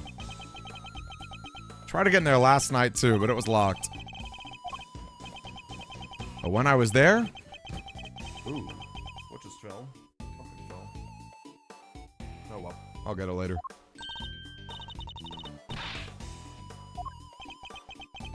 The fact that she was drugged with it doesn't seem to bother her. Whatever it was pretty strong, but I never saw their face. Very helpful. Well, okay, that's interesting, because Eustace is not actually that strong, necessarily. Not necessarily, anyway.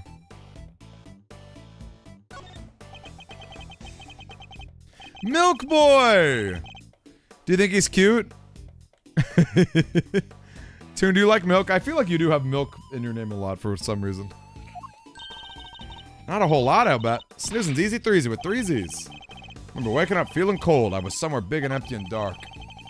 There were cardboard boxes with some other language written on them. Must be a storeroom. Other language written on them. That's interesting. Business as usual, keep stuff chilled. That's where K Detective Gumshoe found him. They really saved the day there. Guess the cooler must have been... Good call, Toon. Yeah, people thought he's an elementary school kid, but he's not. He's young.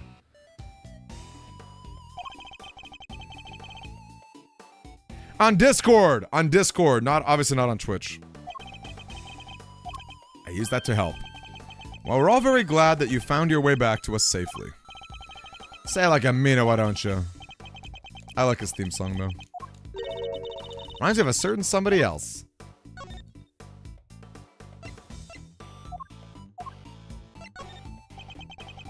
So I cover for my mom. So what?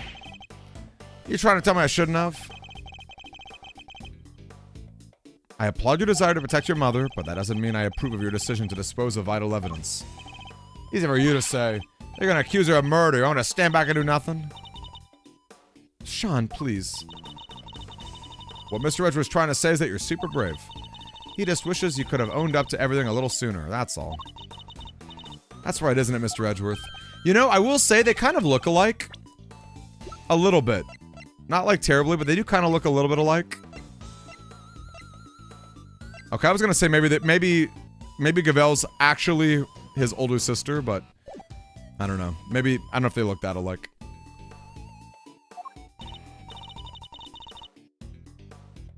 Oh my gosh, kits. Jeez. Something like that.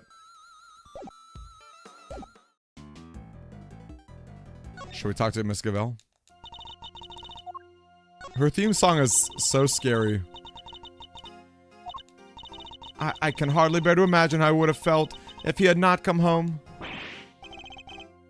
Hey, old guy. Can't you see you're upsetting her? That was not my intent at all. Looks like a little knight in shining armor defending his mom's honor. Shut up. I wonder how to do it if you keep... That's enough, Sean. Mr. Edgeworth, if you'll allow me. I would like to apologize again. I failed in my duty as a servant of justice. I will not ask you to forgive me, only that you understand that I... Judge Gavel, I don't presume to know the goddess of justice as well as you do. But if she was a mother, was she not, of other gods and goddesses? She was. Fair judgment requires personal circumstances to be taken into account. I'm sure she would understand. Perhaps your beloved goddess is more merciful than you give her credit for. But thank you, Mr. Edgeworth. What are you even talking about? Don't worry, Sean. I don't have a clue either. Things are finally setting down after Warden Lagarde. Sentencing is still to come, but the guilty verdict should still stand. And do not worry, Excelsius Winter's connection to the case will be thoroughly investigated. Have faith, Mr. Edgeworth. Eustace is a changed man. Indeed, he simply had some growing to do. But then, don't we all, Kay included? Huh. Kinda feel for him now. I said some pretty mean things, but I'll make it up to him next time I get the chance. And I'm sure that chance will come. But for now... Indeed, we need to focus on the case at hand. I don't know, I think that dude is still a little sus. On the matter of what happened the night before the last, I'm afraid I must keep my silence for now. Even though how crucial that information is to... You know what?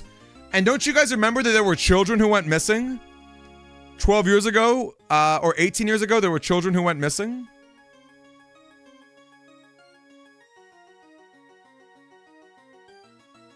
I wonder if they ended up at the orphanage.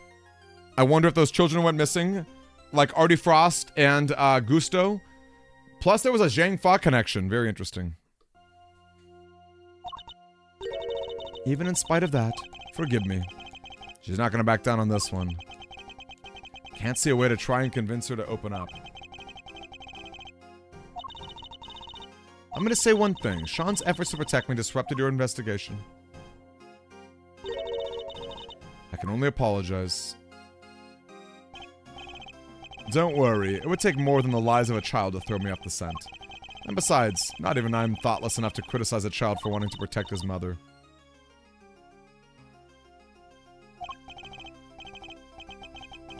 Nor a mother for wanting to protect her child.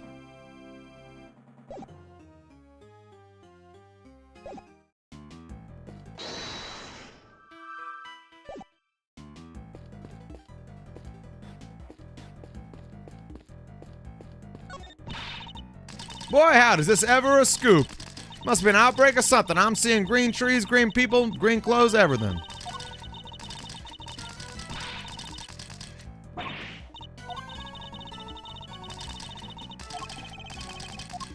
You never know, Gar. You just never know.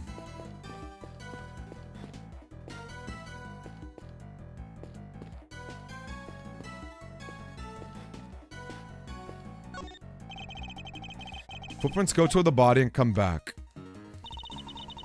According to the case file, they're thought to be the killers. They're about a size 9. Pretty average, in other words.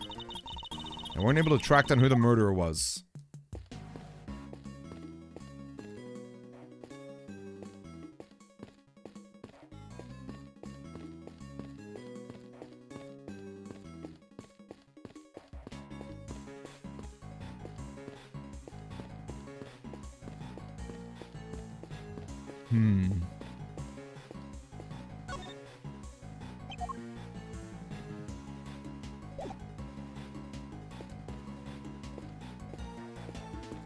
I do agree. I think Edgeworth is a gentleman.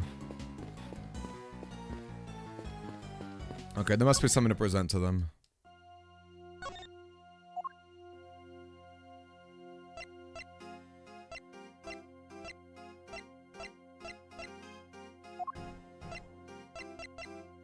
What would I show?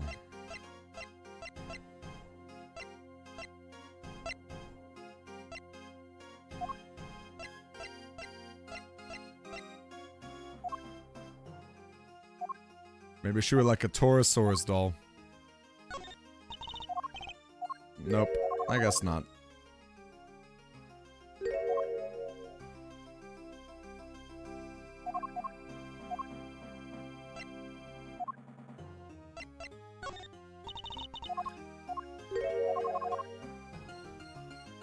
Alright, can't be showing that either.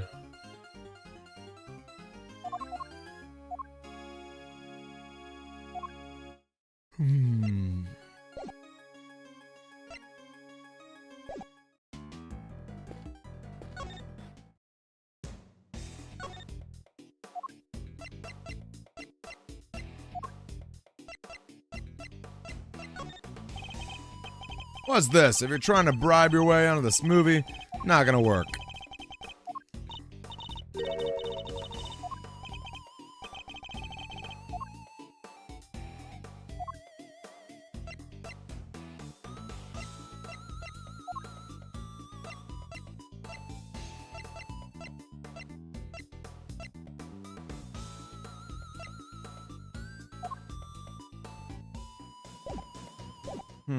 I'm a little stuck. No one give me the answer. Let's see if I can figure this out. 'Cause I've already tried using logic.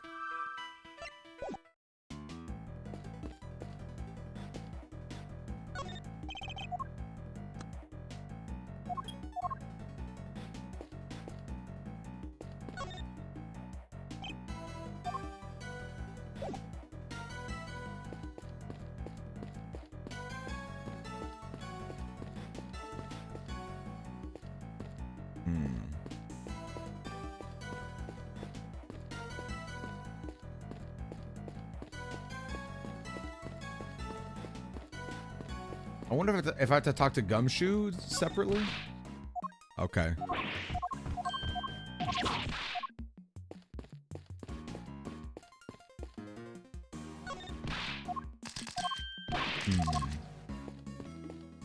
This is true. I definitely know Cabo doesn't know. There's gotta be something I gotta show them. That's all I could think of, because I think I've examined just about everything.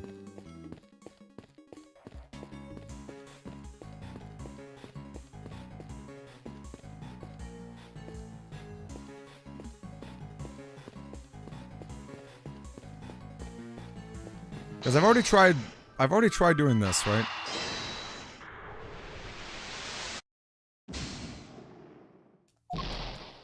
wonder what I could show them.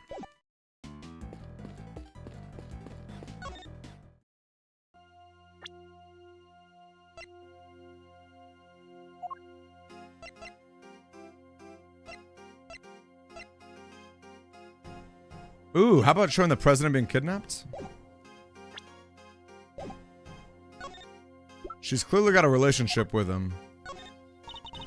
What is this? Do you wish for me to smash it with my hammer? Oh. It was a joke, Mr. Edgeworth. The gavel's a sacred instrument of justice. It must not be swung in vain.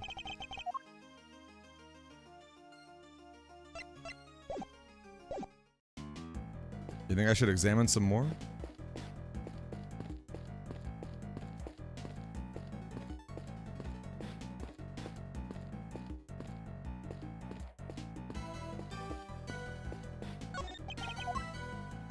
We've already done these planters.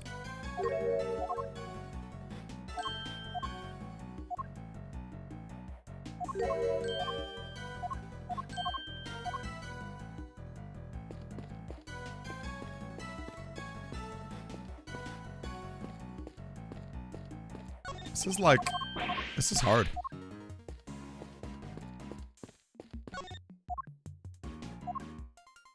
Ignoring it will make her sad. She did work very hard on it, didn't she?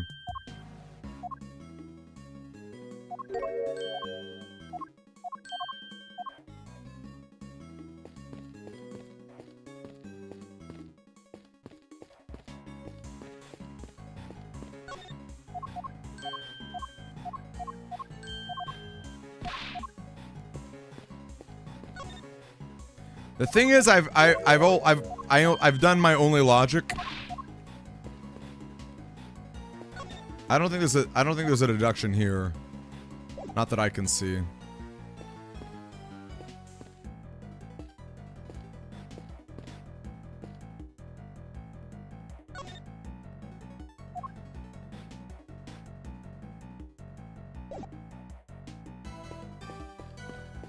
Definitely her best work yet. I agree with that.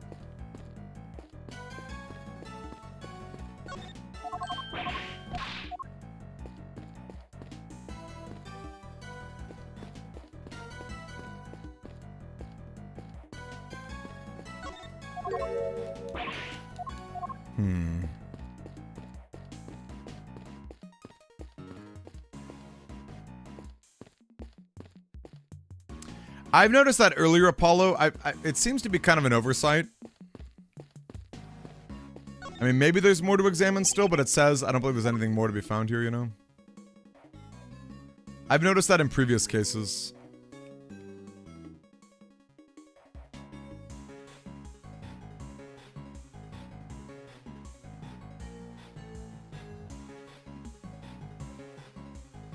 Pretty much only see checks. I feel like I gotta show them something.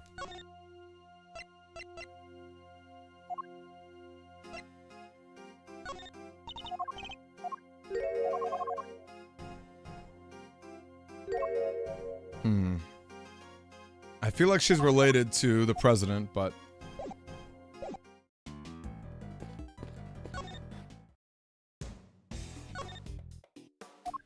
Wait, that's true. Maybe I spoke with Lang's second man instead of Lang himself. Oh my gosh, Blaze, thank you. Wow, I feel silly. Okay, I thought for sure that I had got... Darn. I guess I talked to his partner. Is anything the matter, Agent Lang? Yeah, something's not right. I wasn't able to look at the case file until now. You have Chairman Winter to thank for that, it seems. Yeah, but what's weird is, I've seen this scene somewhere before. But where? Keep thinking I've got it, but then it's gone.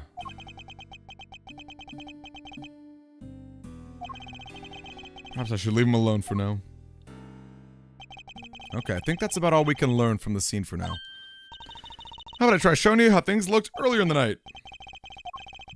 Could you take us back to the moment at which the victim witnessed the kidnapping? I use the photography, or the photograph.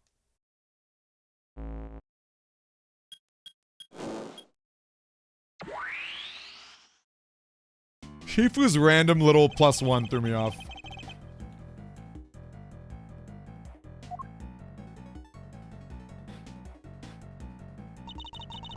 There's the president and his kidnapper over there by the road. My father based his investigation on the evidence Aldan provided. That's why he thought the kidnapping and the orphanage were connected somehow. And how he wound up suspecting Fifi Lagarde. She was the one running the orphanage. Exactly. But when the case went to trial, Excelsius Winter put a big hole in that theory. After all, the president and the kidnapper weren't actually on grounds of the orphanage. So it's hard to conclusively prove any kind of connection. So they were never seen inside the gates. Detectives bust a gut to find evidence. And then prosecutors come along and twist it for their own ends. That's why he hates prosecutors. Winter and Lagarde were working together. They had some kind of deal. I'm sure of it. So you're saying that Chairman Winter was working with the kidnapper?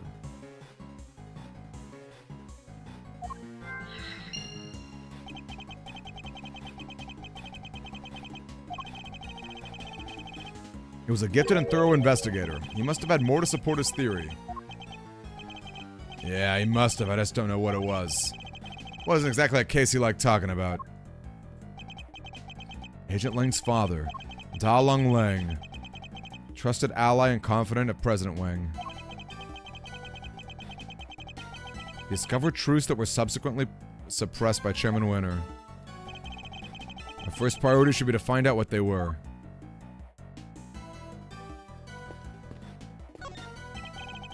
Footprints stopped by the body. They belong to Mr. Aldan. Got our size 12, yep.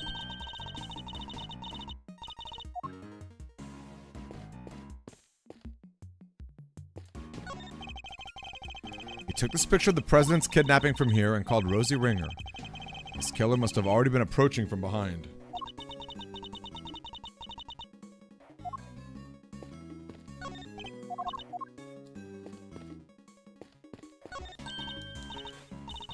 Oh, we've already done this, huh?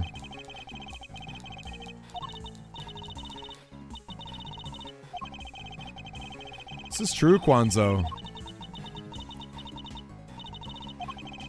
Prosecutors and police chiefs.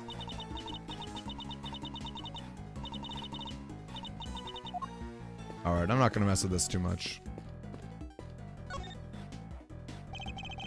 I'm gonna scour the scene.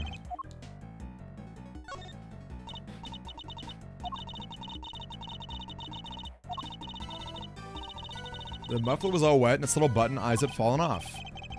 Looked reasonably healthy at this point. I can see one thing that's surely missing. I bet some kid took it as a stupid prank. In fact, I think it was grabbed by somebody else entirely.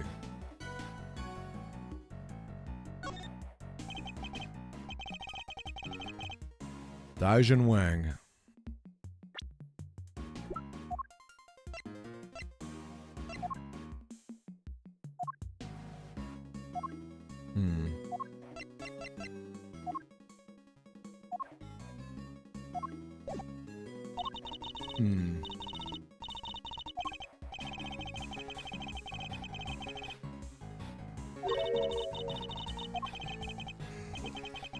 Depending on how our investigation progresses, we may be able to find out soon enough. This was really Fifi Lagarde, huh?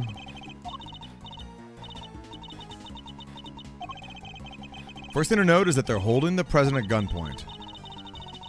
Trying to look all cool and tough. The coat and hat completely covered their face, so we can't identify them. Turning the collar up and pulling their hat down, trying to be all mysterious.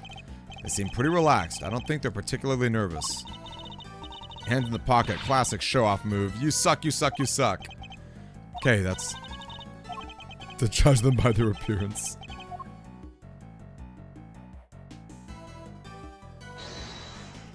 Do I have anything that the nose could be?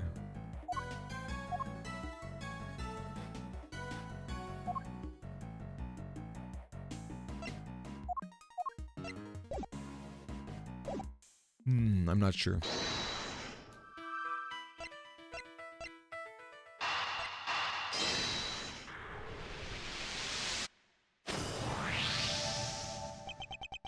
If Chairman Winter was involved in President Wang's abduction, then it seems likely whatever he dug up yesterday had something to do with the kidnapping. Oh, I get it. We're talking treasure, right? Loot. He must have been digging up the ransom money. $100 million is an awful lot of cash. Burying it would have been a good way to keep it hidden until the heat died down. Certainly seems like a possibility. Still, 12 years? 12 years? Hey, pizza roll! That's a very patient person to wait 12 years.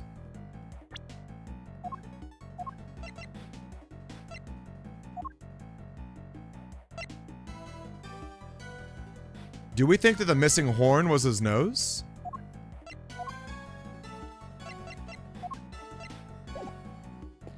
That'd be kind of wild. Oh, I guess it's not actually a nose. It's more like a circle. Someone... Oh, the button! Duh! Button nose. Duh. Duh.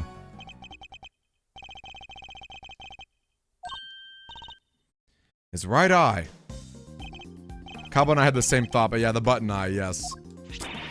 Why would he grab that? Interesting. Same type of button as the other eye and everything. If we suppose that the button was indeed the snowman's missing eye, it presents something of a contradiction.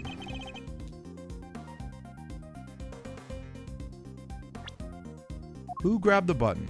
It was in Alden's. Oh, Alden's position. The victim was clutching the button, and the button was covered with his blood, which means he must have grabbed it after being attacked. Let's run a little hypothetical, shall we?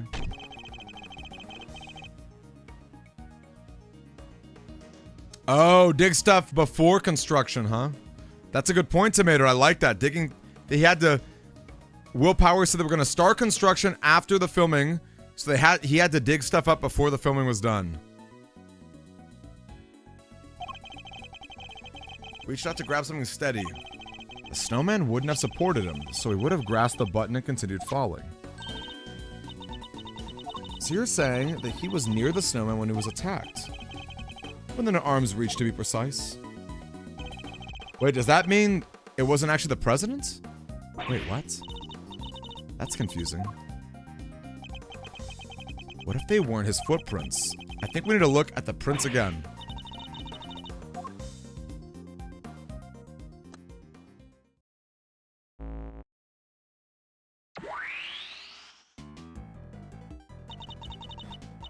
The footprints on the left definitely matched up with Mr. Alden's shoes, right?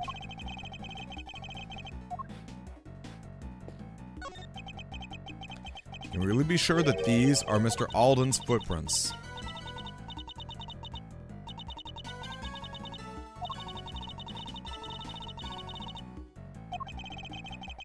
We've established when he was attacked that he fell and grabbed the button. Being a great thief, I know a few contortionist tricks, but that would be even beyond me. I think we can both be reasonably certain that the prints were made by the shoes the victim was wearing. We can't be certain they were actually the victim's shoes.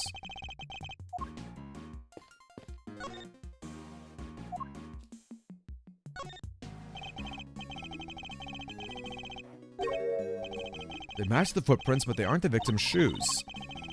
Look at how the laces are tied. Don't they look a little strange to you? They don't appear to fit properly.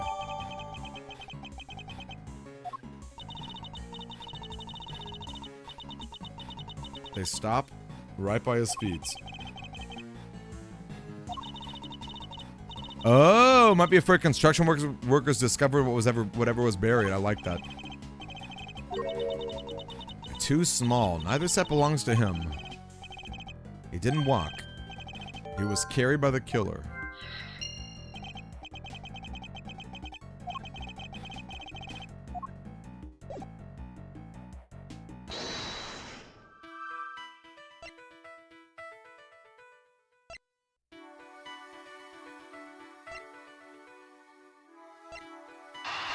Maybe this is connected.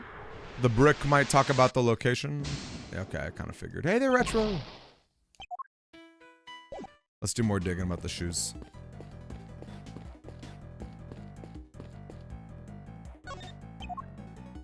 Oh, did that already.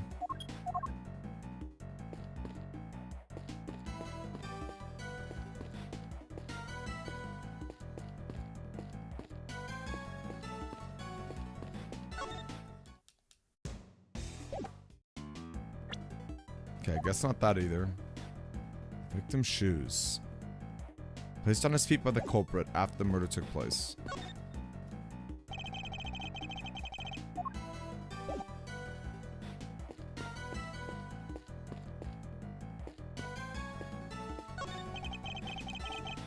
Although his body was moved, how should we explain the button clutch in his hand? He was killed by someone near the snowman. Ooh, look at these double shoes, or these double footprints, right? Are they going in both directions? Yay! I love that retro. Yeah, do you remember how I was teasing about it a while back? I was teasing, I was like a BN3 moment.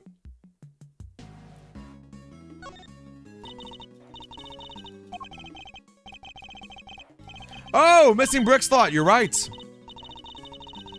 You are right.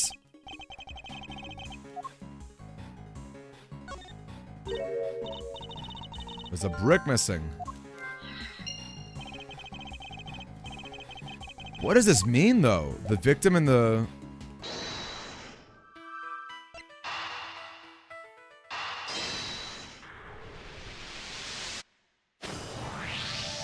The position of everyone was changed? Was there a fabricated body?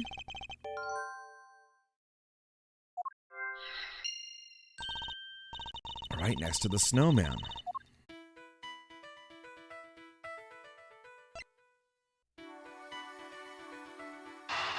It shows the body was moved? I think we have to conclude the murder actually happened over by the snowman. The button came from there, and the brick too. And what's more, if the murderer took the brick right beside the snowman and tried to sneak up on the victim, Mr. Alden would have seen them right away. Exactly. We need to update the simulation. He wasn't standing by the planners, he was next to the snowman.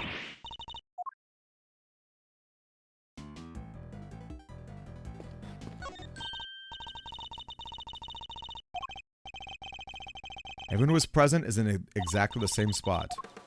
Where did we go wrong?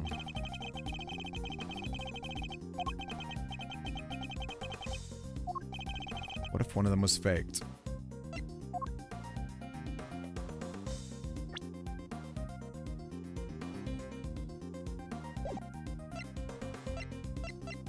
The photo, maybe? Only one photo being taken is very interesting. But would that really be a fake? Maybe his autopsy. His autopsy. Oh, darn. I was thinking we've already seen a fake autopsy.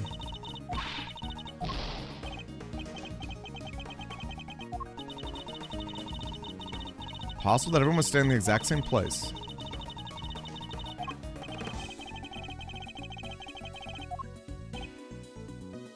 I guess it's the photo itself. Take that! Can we really be certain that this picture was taken by Mr. Alden? We know whoever killed him moved his body.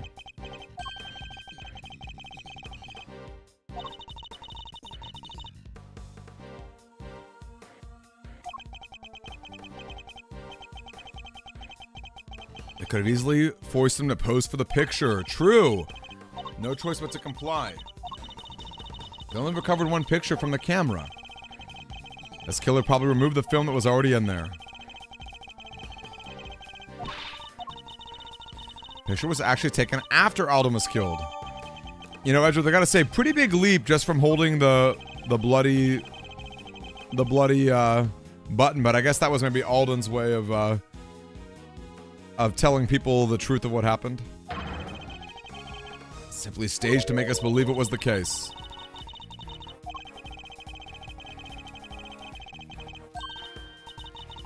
He left that voicemail.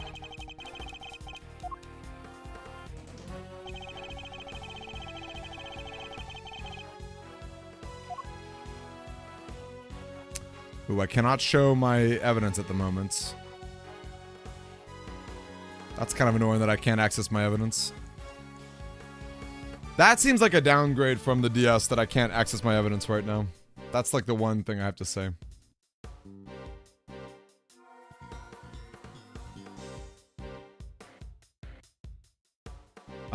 Well, they talked about the planner.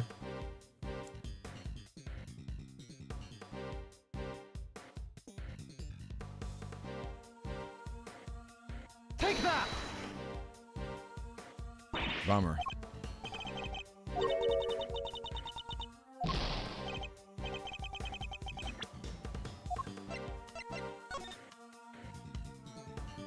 The light's out, so I can't see. President Wang is here for some reason. The light's out. Looked like he was being kidnapped.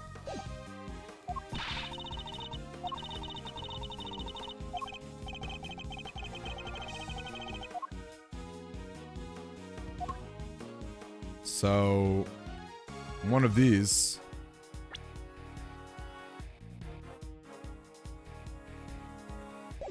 Probably over here, I guess. Take that! Recall this statement. The light's out. 2 of the lights here in the yard are broken. Must have been talking the one over by the building.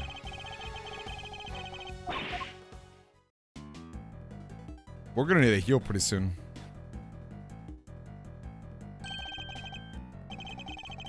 The kidnapper was really standing over by the building, which would certainly have strengthened the theory that they were connected to the orphanage. They moved the body and staged the photograph. Helped him undermine the idea that the orphanage was involved when the case went to trial. Well, that certainly changes what this particular part of the simulation tells us. It also affects our understanding of the scene from where the body was found. Oh, I can swap between the recreations. Wow. That's wild.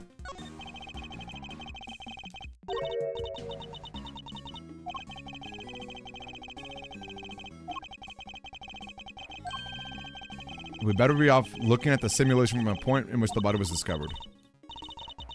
Yeah, we gotta go to National Burger. Did anyone find any good McDonald's deals? Were there any good burger deals?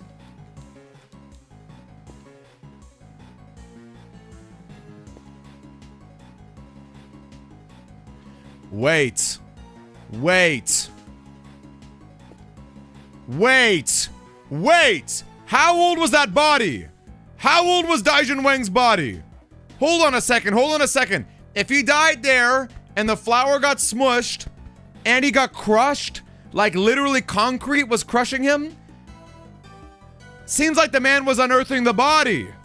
It seems like a Celsius winner was unearthing a body from years ago, which does in fact prove our theory of a body double of the president. Oh my gosh.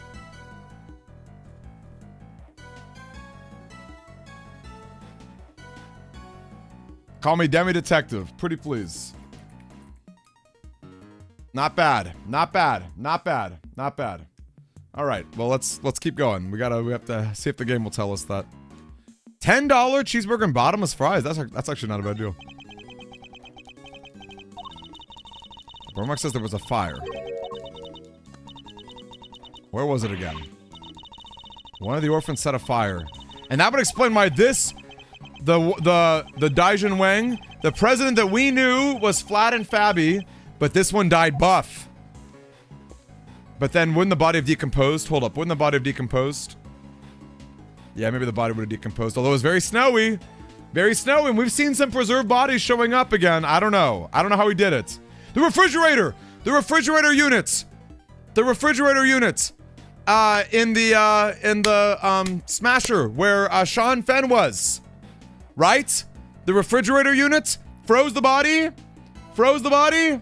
Just like the IS-7 case. What do you think?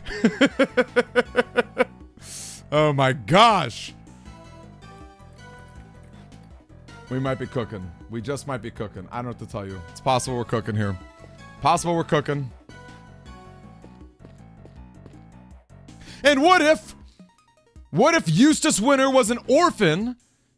I'm getting real crazy, okay? What if he was an orphan 12 years ago, and his father, Excelsius, took him in as his son in order to silence him? I don't know. Okay, that might be too much, but I don't know. Yeah, that might be too much. That might be too much, but I don't know. Interesting. It's interesting.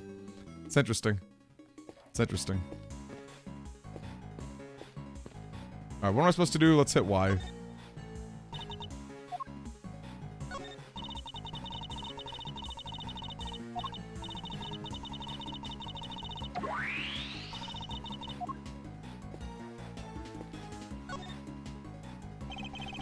Now scour the scene.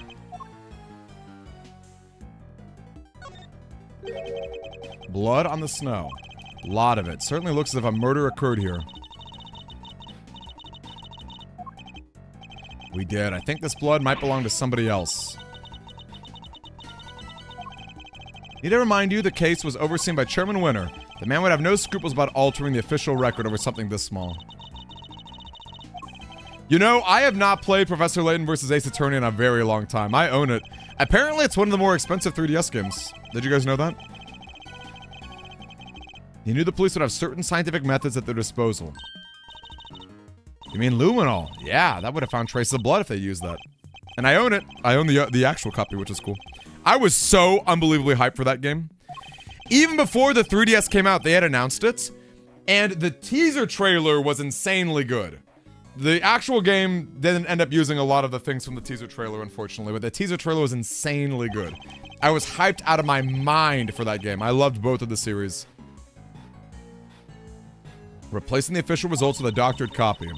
Been looking at a forgery this whole time. That sucks. Well, it says Mr. Alden's clothes were covered in blood. And if they were, which seems entirely believable, it suggests that whoever's blood this is, it wasn't yet to dry.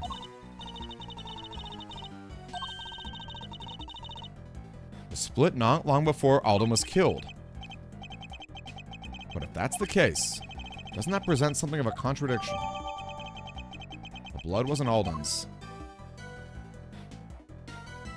That is the president of Zhangfa's blood right there. I'm calling it as it is. Calling him like I see him. But then how does that relate? How does that relate to Judge Gavelle? Does Judge Gavelle know that the real person was killed? Was that her grandpa or was that her dad? Does Judge Gavelle know? Interesting.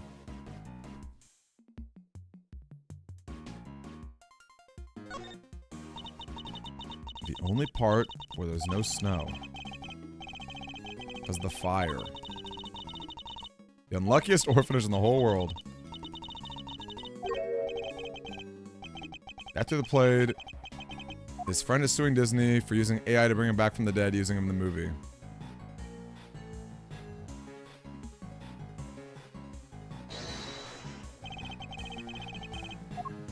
Hold up. Is it the blood that matters or the brick that matters?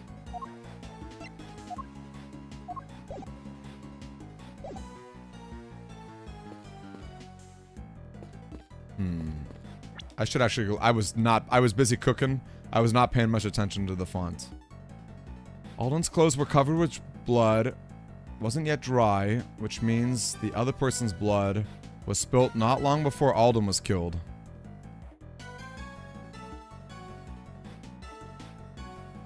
Oh man, the hype for Tokyo Mirage Sessions 2 before it became anime. I mean, I don't know. I'm sure it was a fine game, but the idea of a Fire Emblem SMT crossover is so much cooler than what we got. Like, how do we not get a game with Fire Emblem Tactics? Like, basically a Devil Survivor with more Fire Emblem Tactics. Like, how is that not possible? Instead, we got, like a really cringy Persona. Again, I never played it. I'm sure it was better than I'm giving it credit for, but man. Alden's clothes were covered in blood. Seems believable. Whoever's blood it wasn't yet dry. Because the other person's blood was spilt not long. Doesn't that present a contradiction? The other person's blood was spilt not long before he was killed. Hey, Shugraz, maybe? Do you want to hoop it? I will tell you right now, if you want to go to Nano's bowling birthday party, he's got a bowling at F Day if you want to go to that. I kind of forgot in a way. I don't know if you should RSVP, maybe. The light's out so I can't see. Looks like it was being kidnapped. It doesn't seem bad to RSVP. It's at it's from 6 to 8. Michael will be there. I don't know if that's printed with you. But he will be there. Oh my gosh. I still have to make a freaking Devil Survivor video. I have to like rewatch all that footage and remember how mad I was.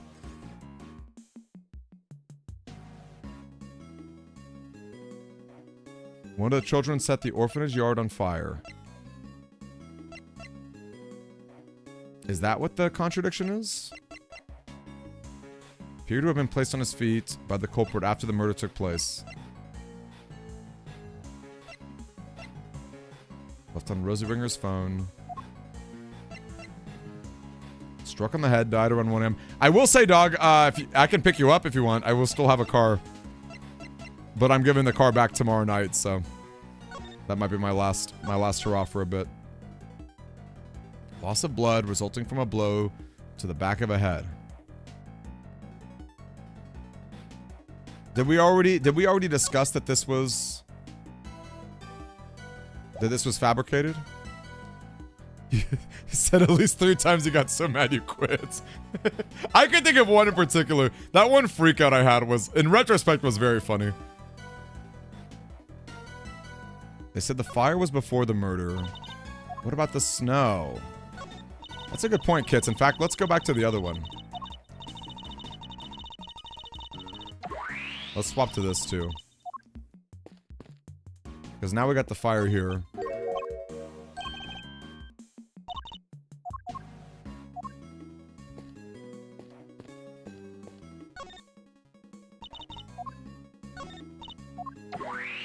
So the fire was before the murder. What about the snow? So does that mean the snow was a cover-up? I like this idea, Kits. Should we... Let's, like, hedge our bets.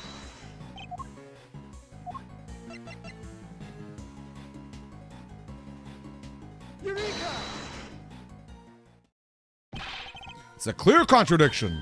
Huh? And the blood stain. The blood is clearly cut off where the snow was melted by the fire. Which means the blood in question was spilt before the fire was started. Huh, but the fire happened before the murder, no? If we choose to believe the case file, yes. But if the fire was actually set after what happened here, the kid who lit it might have seen something. Then why isn't there a witness statement that would have challenged Chairman Winter's version of events? Oh my gosh, what if Eustace Winter was the kid who set a fire?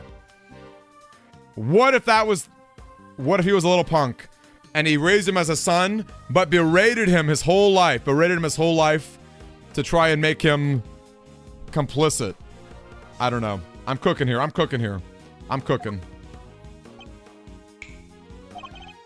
Yes, Shifu. Fire may have been reported to the police. There may be a record of it. See if they have anything and bring back everything you can find here right away. One more thing. Contact my family back in Jiangfa. Tell them to search my father's office. There should be something there related to the case. Mara? You mean obscenely obscene Mara? It's in my father's office. He had a picture of it. Something like it. Looked like it was drawn by a child. Possibly a child from the orphanage. Possibly even the child who set the fire. Should still be there somewhere. Tell him to send it right away. Yes, Shifu!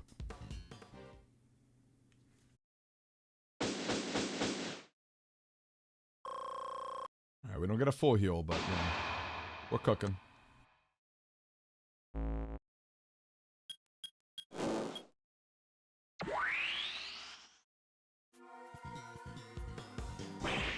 Shifu! I brought everything the police had on the fire.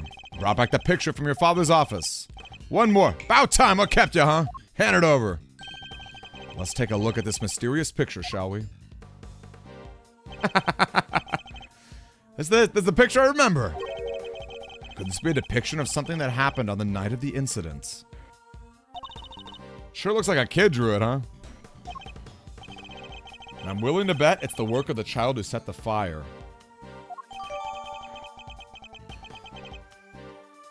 Okay, Edgeworth, we don't know the child who caused the fire, that it was drawn by that. I mean, I guess, unless Lang confirmed it.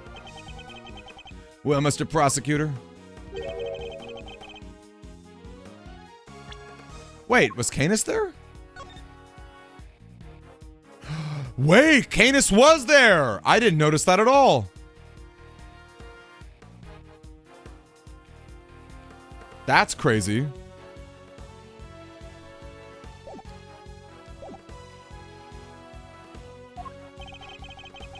I imagine he acquired it at some point during his investigation. Although I have no idea why he would have chosen to keep it to himself. Could we see the case file for the fire? Sure, here. You'll just give me a moment to read through it. It seems the boy who started the fire snuck out of bed on the evening of the incident. And then disappeared several days later. Must have been because he saw something, right? No, a kid? Really? That's horrible. There were kids who were disappearing. Not unimaginable. Looks like the kid left something behind that was put into evidence. The horns. But what's it doing in that case file? What is it, Mr. Prosecutor? Have you seen this somewhere before? Something very much like it, yes. With a piece of evidence that could well be connected.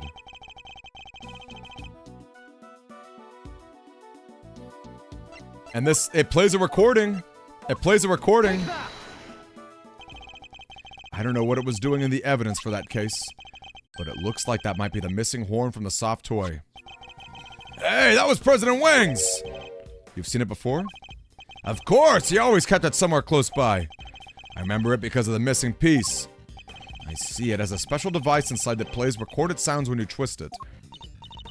Hey, you think maybe putting the horn back might unlock more recordings?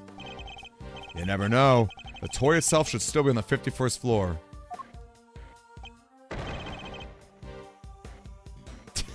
Cowbell. Oh my gosh, that's so it's so silly. The Torosaurus doll. Good work. Hand it to the prosecutor over there. Well, does the horn found at the orphanage fit the plushie? How old was Bronco Knights? I don't know. He was 24. He'd be 12 years old, maybe. Any more recordings on there? Hi, Daijun. Sorry. President Wang, it's me, Amelie. Amelie? I know it's been a while. I saw on the news that you were visiting the country soon. And I didn't know whether I should get in touch at all, but in the end I decided I had to. Overruled. Turn it off right now! Amelie? Wait, is that her real name? Is that Verity's real name? What's gotten into Judge Gavel? I mean, it's Amelie and Gavel. Are you okay? Just turn it off, please! You see, I had a baby. A beautiful little boy. Your beautiful little boy. I'm sorry, that's pretty much all I wanted to tell you. Oh, except I called him Sean.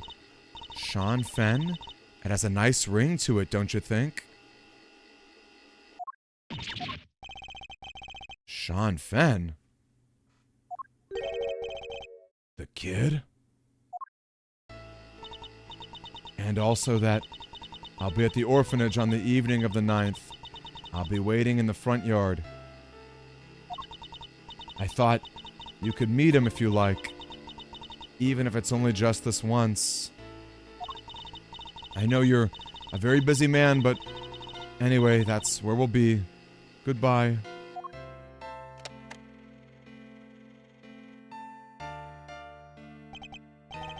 He was my dad?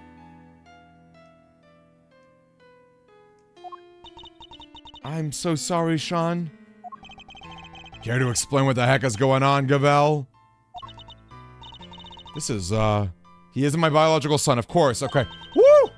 Woo! I adopted him. Yes. Thumbs up. Woo! Woo! And he was aware of this. Yes, of course. His mother, Amelie Fenn, she died 5 years ago. We were cousins. Okay, they were still related in some way. But we were also friends, the best of friends. People often mistook us for sisters. And so, when she died, it seemed only natural that Sean should come and live with me. Of course, we had to keep his father's identity secret. And I decided the best way to do that would be for him to never know in the first place.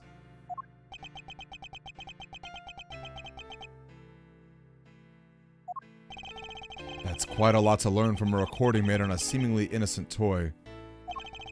I guess Sean's mother must have recorded the message and then sent the plushie to the president. Hey, yes, Sean? You're sure he was really my dad? Yes, I'm sure. Before you were born, your mother worked for a time as a diplomat in Zhengfa. Makes sense. That line of work might well have brought her into contact with the president. What? You told me she worked at the orphanage! She did, but only after she returned. After she quit the diplomatic service. She always loved helping others. The orphanage was perfect for her.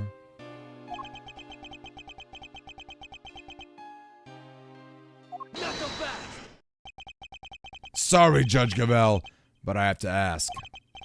Amelie, the lady who asked the president to come. Why didn't she show up herself? Why isn't she anywhere in the files related to the SS5 incident? She never made it to the rendezvous that night. Someone was tailing her. I'll bet that was Chairman Winter's doing. Though sadly, we can't prove it. And because she couldn't make it, she never saw the president again. Then she died 5 years ago. That can't be easy for Sean. Oh, I am sorry to hear that too, Shingo. Hey, Sean, are you thirsty? We could go get a soda. My treat, okay? Come on, I think I saw a vending machine over. You think I can't buy myself a soda? This is important. It's about me, I'm Stan. Oh, that didn't work at all. Good try, though. Good try, though, okay.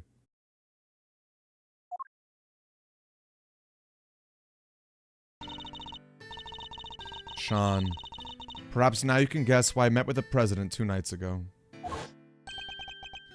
So that's it. That was the big secret. I wanted to tell him face to face that Amelie was gone. But also that you were alive and well. More than well. But I... It makes sense now. No wonder Judge Gavel was so keen to avoid sharing the details of their meeting.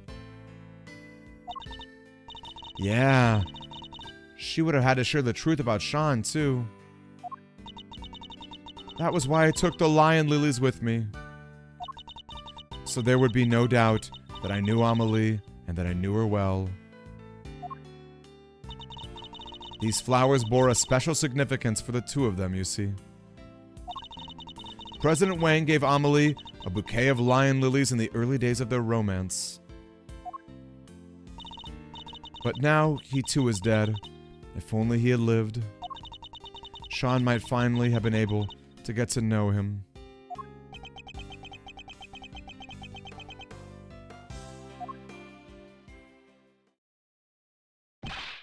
Shifu! I've been waiting for the right time to say this, but... What? What is it? You've been hovering there the whole time. Can't it wait? They got something else from Zhengfa. President Wang's will? What? The president's will, huh? You give my father medal after medal. They had to come up with new ones just for him. In the end, there were no medals left to give, so he made us keepers of his last will and testament. Oh, I forgot about that. Those medals, that duty, they're our greatest pride, our family jewels.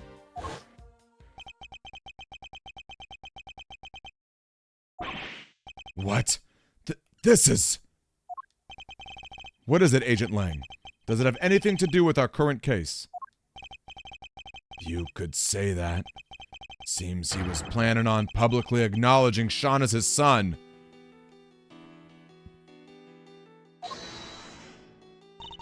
Sean's name appears in the president's will? certain the document is authentic? That President Wang wrote it himself? Sure we are. It's old, but it's real. My family took charge of it back before SS5 incident happened. They'll want to analyze it back home to be sure, but I'd stake my name on it. Being the genuine article. Wang was a renowned world leader. A child nobody knew about would have been sure to cause a stir. And he chose to mention the child in his will nonetheless. Well, that's that, I guess. I still can't quite believe it, but the president confirmed it with his own hand. There's no denying it. Sean, you're President Wang's son.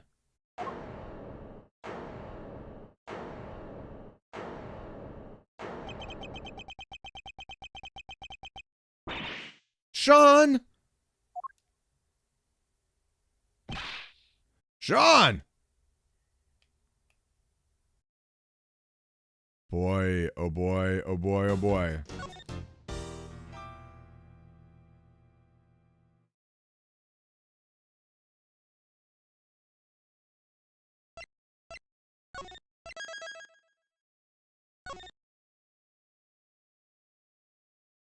Oh man, I don't know if I should keep going or not. Ooh, is this a good stopping place? Should I keep going? My plan is to finish the game on Friday. I know it's not going to be... Should I stop here? Should I stop here? This is a real tough... This is a dilemma.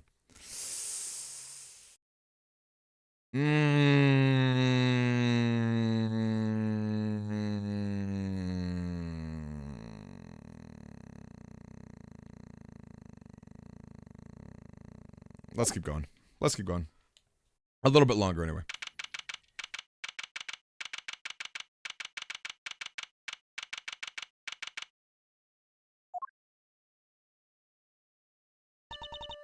Sean. He was my dad. Can't have been easy learning the truth about his father's identity so unexpectedly. And too late to ever get to know him. You know how hard I tried to find him? Sean. I get it, he was the president. He had a lot more to think about than just me. But he was right there in front of me, right there on the set. So why? Why didn't you just say something? Why didn't he tell me who he was? I'm sorry, Sean. I'm so sorry. It's not your fault, Mom. It's mine. If I hadn't broken my promise to you, that fire would never happened and he wouldn't have... I've ruined everything. It's all my fault. I even ruined your flowers. Sean. Please. You mustn't blame yourself. Just try to be here with me. Just for a little while. The bond between parent and child, as symbolized by the lion lily. I'm no expert, but it's native to Zhangfa, so I know that much at least. Sadly, we don't have the luxury of dwelling on such things just now. I know it might seem insensitive, Agent Lang, but sentimentality won't help us here. We need to focus on what we can do about the case before us. Ah, you're right. I believe we've learned all we need to know about what happened back then for now. How did it all line up with your father's theories about the case? I wouldn't know. He took those to the grave with him. He never shared his thoughts with anybody. There's no way of knowing now what he figured out. What about your own thoughts? Are you feeling any more positive in light of what we learned from Kay's reconstruction? Are we any closer to learning what really happened 12 years ago? Yeah, the Gavel hugging, so sweet. My father's footsteps are starting to become clear. Now all we need to do is follow them. All the way to the truth. Ooh. The real story. The president went to the orphanage that night, that much we know for sure. The Torosaurus toy proves it. He must have gone there to meet with Amelie Fenn. Except he was kidnapped and Alden happened to see it. If Alden hadn't been there, There wouldn't have been a murder, just a kidnapping. Catch you later, Kwanzo! Instead, they had to move his body to the planners and stage that photo to throw everyone off the scent. So that's our current theory, is it? I really like the way that, you know, it's not like you're giving testimony in court and it's suspicious. I liked it in this game. You get to find contradictions just to sort of like air out ideas, you know? It's like, it's a very collaborative thing that's happening right now, which I think is really cool. There's something I don't understand. Whoops. There is. This. Why risk staging the picture? They would have had to force the president to play along. What if he hadn't? It's a good question. And we may be closer to discovering the answer than we think. We'll just have to get there one deduction at a time. Yeah, I guess we will. Alright, deduce away. Yeah, that's cool. Again, I really like that. I really, really like that.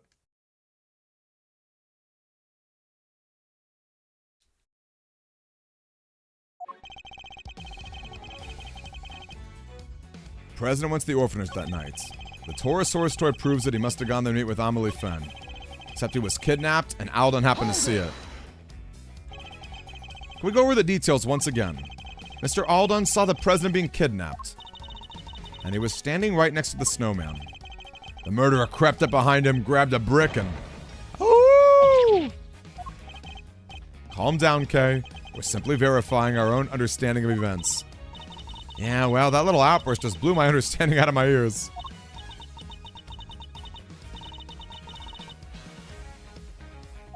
Do it less dramatically. Really fine. I'm happy to keep answering if you're happy to keep asking. If Alden hadn't been there, there wouldn't have been a murder, just a kidnapping. Hold it! Yeah, Mind Chess is funny like that. It's also, like, it uses a lot of, like, therapeutic principles, which I think is really interesting. Not a whole lot to explain. He saw the kidnapping, so he was murdered. If he hadn't been there, maybe the kidnapping could have happened without any blood being spilled. But could it? It makes it sound as if it was Mr. Alden's fault he was murdered. That's not what Agent Lang is saying, Kay. What he means is that Mr. Alden was the only person who died at the orphanage that night.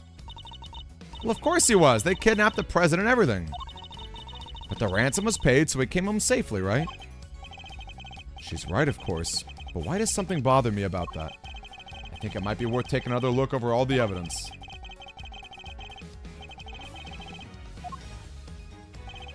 Instead, they had to move his body to the planners. Hold it! This is another very important part of our current theory. Shall we go over all the details again? Sure, probably a good idea. Alright, first, what did Alden see? He saw the president being kidnapped from right in front of the building. But the kidnappers were keen to avoid Eddie's suggestion that he might be connected.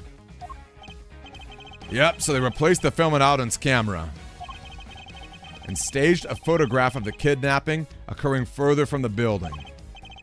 Indeed, and they moved Mr. Alden's body to a location consistent with that picture. The secrets buried underneath the snow 12 years ago are finally coming to light. And we're sure that's really what happened that night? What's the matter, Mr. Edgeworth? I got the sense we're still not seeing everything, that there's something else at play here. There is, but what? There's a piece of evidence we've discovered that Agent Lang's theory can't explain. We have to present it with him and develop our thinking further.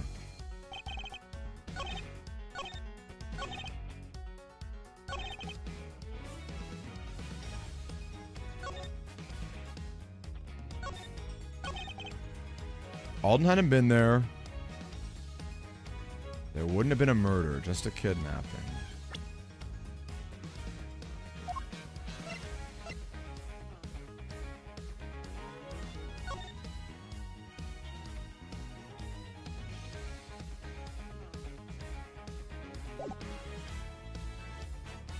Objection!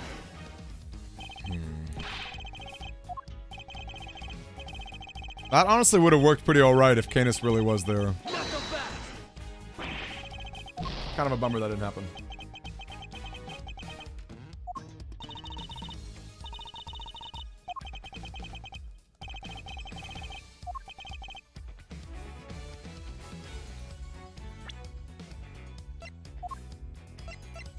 Again, wouldn't we have, The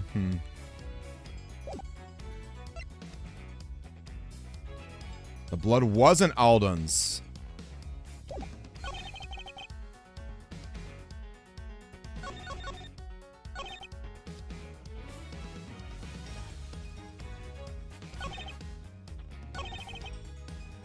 They had to move his body to the planters and stage the photo. Wasn't it Helmut? Or Helmuth? For the dog's name?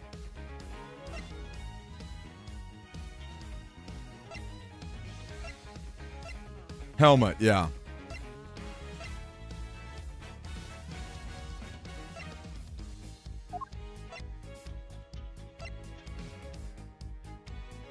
Kidnapped and the sole witness was murdered.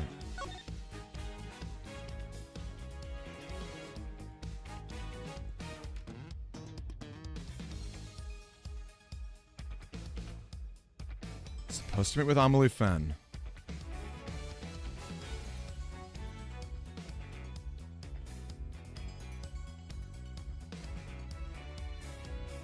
Body was moved and a photograph of the kidnapping staged.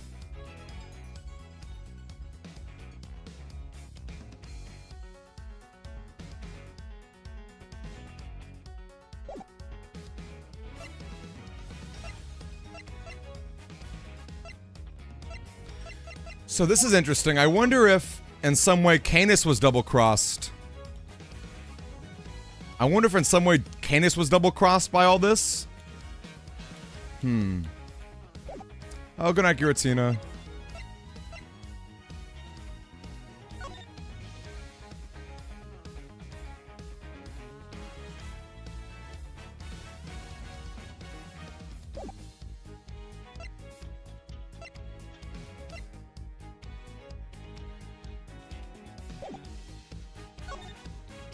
Hold it! Let's try this one again. He saw the kidnapping, so he was murdered. Okay, let's try that again.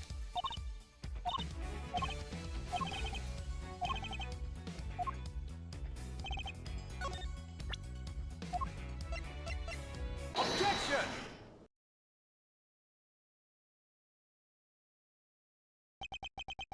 You're saying there would have been no murder if Mr. Alden hadn't witnessed the kidnapping. But is that really the case? Why wouldn't it be? Their main aim was to abduct the president, right? So if there hadn't been a witness present, they wouldn't have needed to murder anyone. And yet it remains possible that Mr. Alden wasn't the only person killed that night. There was a large pool of blood between the planters, but Mr. Alden was murdered by the snowman. It can't have belonged to him. What if all that blood by the planters belonged to somebody else? Not so fast! Come on, Mr. Prosecutor. You do realize what you're saying, don't you? I do. It's hard to believe.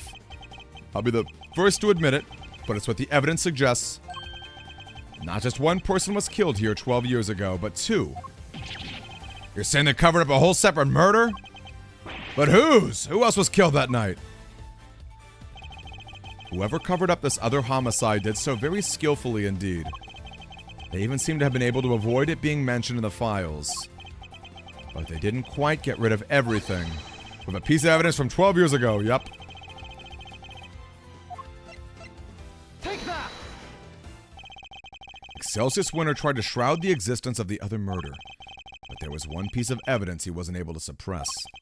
Thanks to the efforts of your father, Agent Lang. My father. Cast your mind back, if you will. Something else was hidden along with all the other evidence from the crime scene. The existence of the child who set the fire in front of the orphanage. But why would Chairman Winter wish to erase him from the record? Because he saw something he should not have, that's why. He did? What was it? It's right here in this picture. The picture my father kept. I think we can all agree that's the president on the right-hand side. And that's the Torosaurus toy in his hand. But who's that standing across from him? Take that! Eastern robes and a black dog? That can only be Canis. What? The creepy assassin guy? And what would a hired killer be doing in the presence of a president? I can only think of one thing. That's right. It wasn't a kidnapping that occurred here 12 years ago. It was an assassination. Aye! And Warden Lagarde and Chairman Winter were... Yes. I think they were complicit. More than complicit. Look at how creepy Excelsius looks. Holy cow. One provided the venue for the killing, and the other suppressed the testimony of the child who witnessed it. Mr. Alden was murdered because of what he witnessed, and it was actually an assassination. Not the kidnapping he thought to be at all. What a handsome guy. You think I'm an idiot? How could the president have died 12 years ago? Yep. I feel so vindicated. I nailed this theory. I nailed this theory. He was alive and well till recently. We even met him. So we have a president killed 12 years ago and a president killed in the last 48 hours. 2 presidents, in other words. Right, which is completely impossible. Or is it? I think it's entirely possible for there to have been 2 presidents. I feel so good about this. I nailed it. Regardless, I still respected him. May not be a big country, but he held that place together. The president Agent Lang spoke of was a noble and capable leader. Oh, no, oh. The presidential mask has well and truly slipped. Entirely unlike the man we met. It really did seem as if they were 2 completely different people. But how could one country have 2 presidents? What could explain a situation like that? One of the 2 was a body double. Tell me that doesn't make sense. I straight nailed this theory. I straight nailed it. President Wang was a man of great power and influence. A man on the world stage. There must have been countless attempts on his life over the years. Such as the one at Gourd Lake only a few days ago. It's true, there were more than a few assassination attempts. But that doesn't mean I'm about to accept that there was more than one president. Not without proof.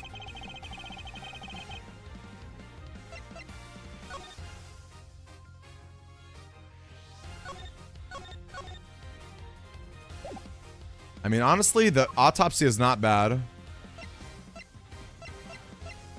Is there any other way I can do this?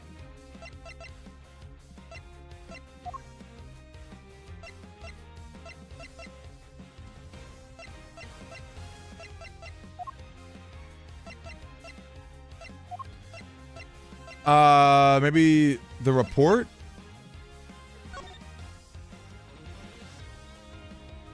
Confirmed at midnight.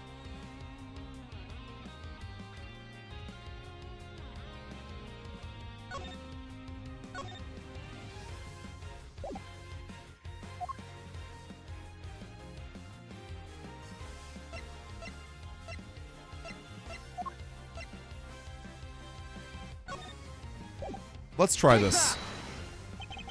Okay, I guess not. I feel like the case report might not be bad either. Bad proof has no mouth. That's a funny expression.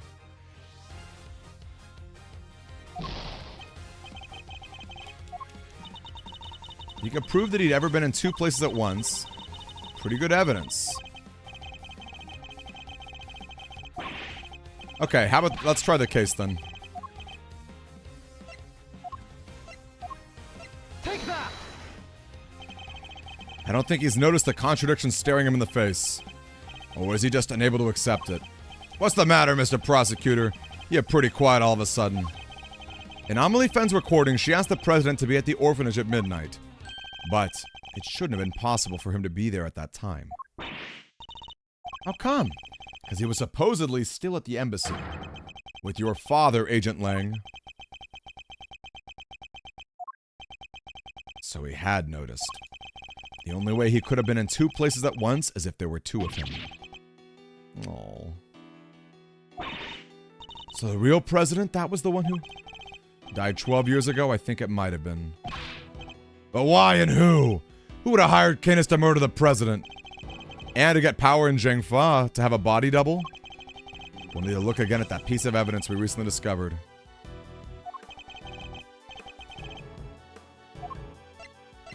Take that! The picture taken with Mr. Alden's camera was staged after his murder. Mr. Alden was murdered because he witnessed the president's assassination. In other words, the photograph too must have been taken after the real president's death. So who is the president in the staged photograph? The body double. Nothing else makes sense. I believe the president's double had him killed so he could take his place permanently! What? Wow, and they helped him do it.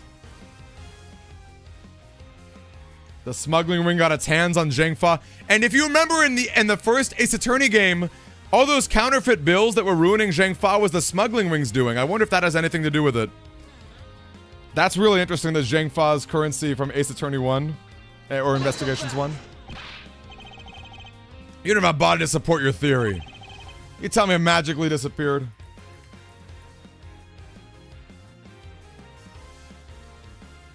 Objection! No, in fact, we know exactly where it wound up.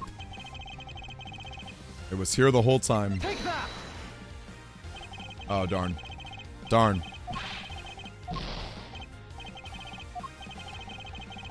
Killed right here. What was one of the perpetrators also observed doing here? That didn't work? That didn't work? Do I have to show the crater hooves? That's unfair. That's unfair. Take that! That's unfair. I nailed that. That's unfair. Something I couldn't trust anybody else to retrieve.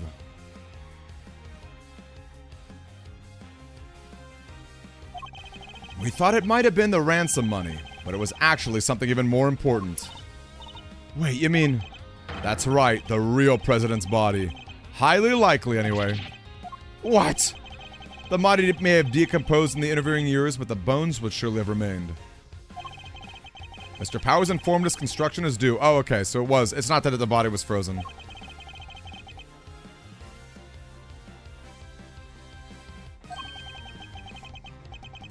The shooting of the money movie and the recovery of the president's remains. I guess once they started digging that place up, they would have found him pretty quick, huh? Agent Lang, we need to have the so-called monster footprints analyzed again. Yeah, I guess we do. There was a body under one of them. There should be trace evidence to confirm it. Hey, get me somebody from forensics. Total pushover got destroyed by the fake money, yep.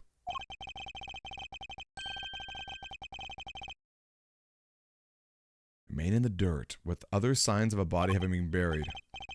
So it really was him. Bones were recovered from the home of Excelsius Winner. The physique looks to be about right, and dental and medical records are a match. It's him, no doubt about it. As suspected, the real President Wang was killed 12 years ago. And the SS5 kidnapping was in fact a homicide. Wow, so it really was a murder, huh?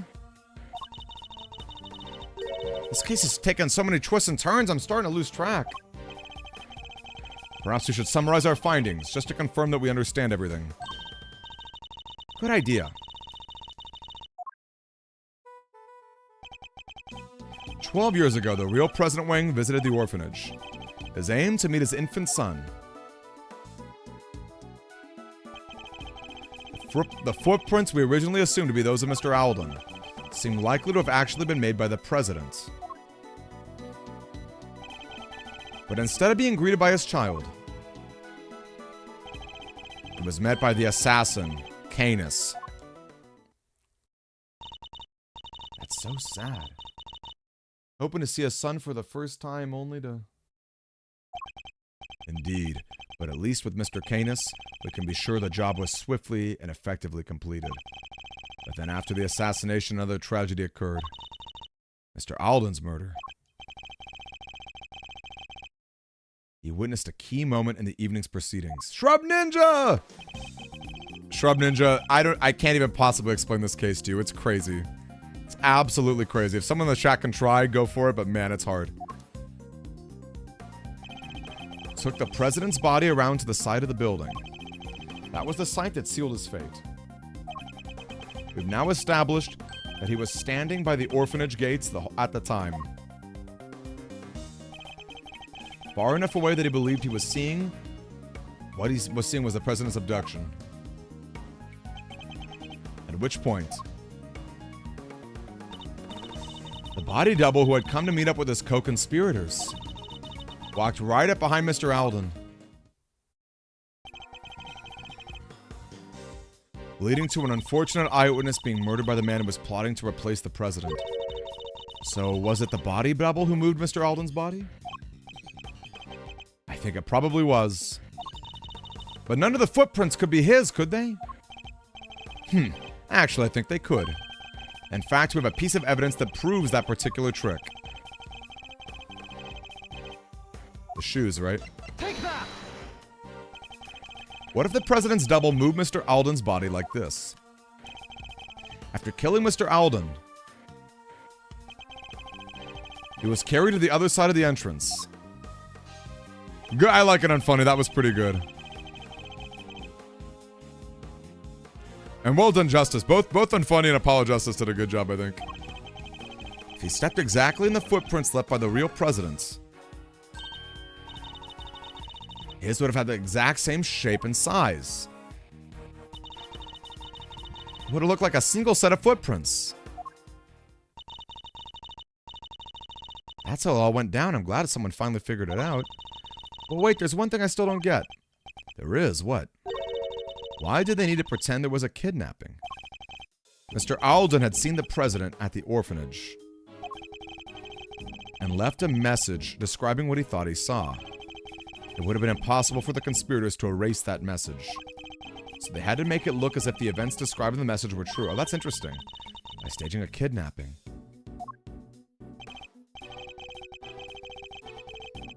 I think the two photos are likely the body double and Fifi Lagarde.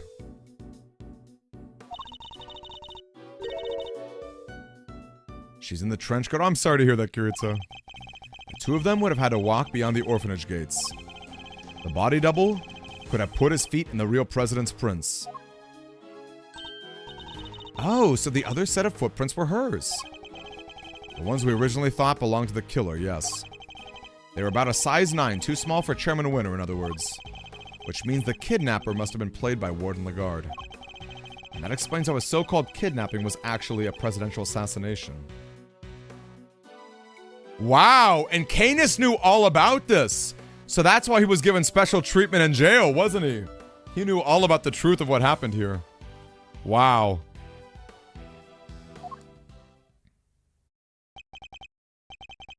It does, which means my father must have... He must have.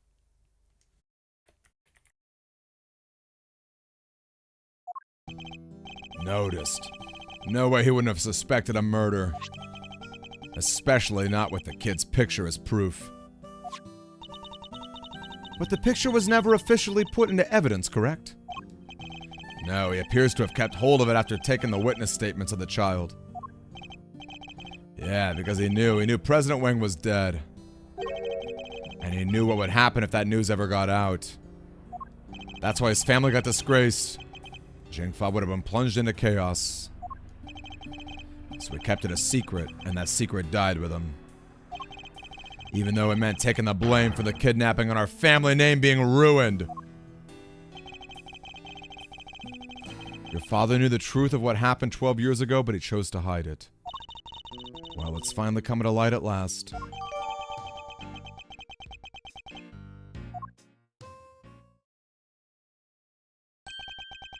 Is it indeed intriguing? Who is that? Who is that? What? Who's there?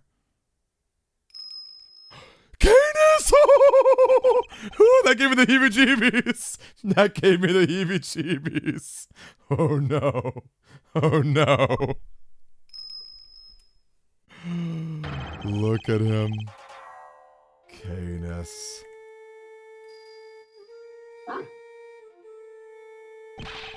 What the heck are you doing here? With a lie. You know you can show up in front of us like it ain't a problem? Forgive me, but I couldn't help overhearing the fascinating conversation you were having. Heh, the opportunity to gloat over your past crimes was just too good to miss, I expect. You killed President Wang.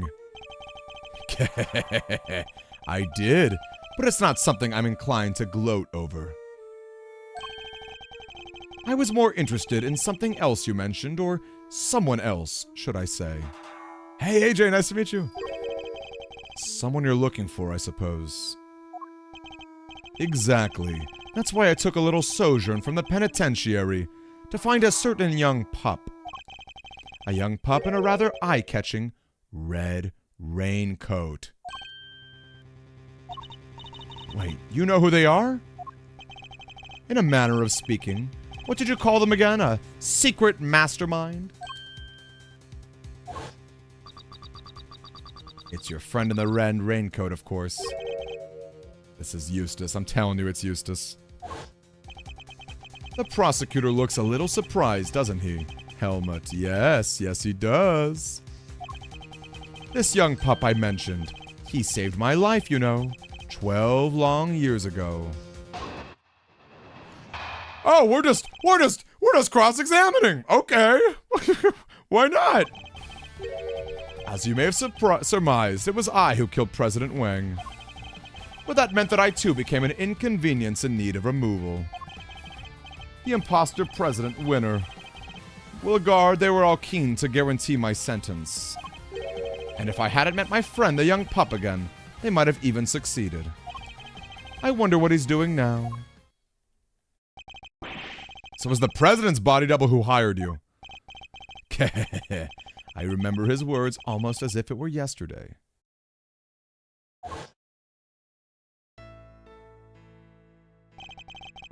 You know how many times I've nearly been killed? Not once, not twice, a bunch of times. Why do I have to take all the risks? Why am I the one they always put in danger? When I'm out there being him, people treat me like I was him. They worship me. So what's the difference? Who's to say I couldn't be just as good as him? There was a difference, of course. Even if he did look and sound exactly like him. Just because it walks and talks like a president doesn't make it a president, now does it, boy? No. So he got his wish and became the boss, but he couldn't quite fill his predecessor's shoes. Rook's not around, that means I'm number one. I wonder if you have what it takes to step into such capable shoes. You, of course I do. I'm the leader now, me. Seems the king and his knight were much the same. The president's double knew that his employer had a weakness, a young woman named Amelie. But in order to find her, he needed to enlist the help of locals. Locals such as Chairman Winner. Once Miss Fenn had been located, they simply needed to find the right time to lay their trap. A meeting she arranged so the president could meet his son, that would have been the perfect opportunity. Indeed, and with the head of the orphanage brought into their fold, their little conspiracy was complete. Warden Lagarde. Now, quid pro quo, where might I find the pup? What makes you think the boy who helped you and our mysterious string puller are one and the same? He set a little fire that night, out there in the yard of the orphanage. Oh, yeah, we saw that. It was some kind of prank, right? A prank? It was nothing of the sort, my dear. No, as I understand it, he had taken refuge in the igloo by the entrance. From there, he happened to see Winter and Lagarde carrying away a dead body. He also overheard them hatching a certain sordid little plot. A plot to remove me, the only other person who knew what really happened, from the picture. Thankfully, he was kind enough to come and inform me. I was waiting inside the building, you see. He also happened to mention later on that after he was wearing his favorite red raincoat.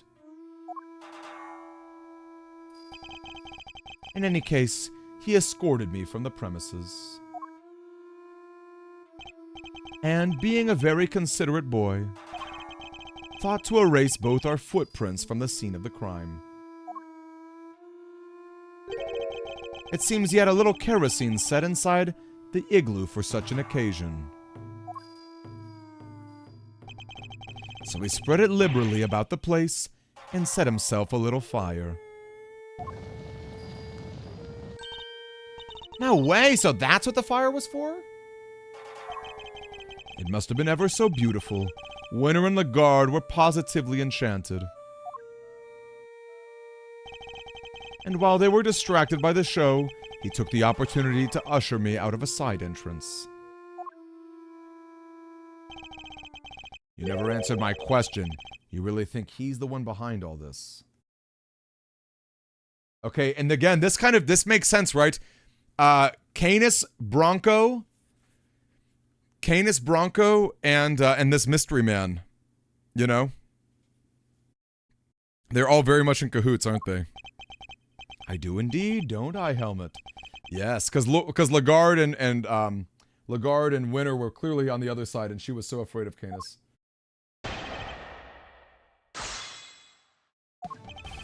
As you have surmised, it was I who killed President Wang. You were pretty forthcoming with that particular admission. If I'm honest, Mr. Edgeworth, I'm tired of all the killing. But back then, I felt that death was my path. I embraced it and strove to learn what it had to teach. I have made my peace with that, and I am happy to admit it. Aren't I, boy? Yes, I am. Not sure what he's talking about, but I definitely don't like the sound of it. Basically, he thought nothing of murdering the president. And not only is he an assassin, he's now a prison escapee. Not someone to be trifled with. We can't afford for him not to talk.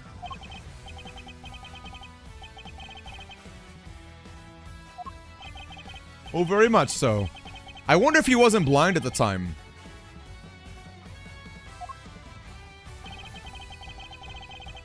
I too became an inconvenience. I wonder if he wants revenge on Edgeworth too, considering Edgeworth put him away. Sometimes the hunter must become the hunted. Sometimes the living must become the dead. Please, Kay, don't feel the need to add a proverb of your own. Impermanence is inherent to the way of the assassin. Life-takers' lives are taken. So it goes. Wait, does that mean the people you're sent to kill sometimes try to kill you back, or...? It happens, occasionally. But it is not what happened this time.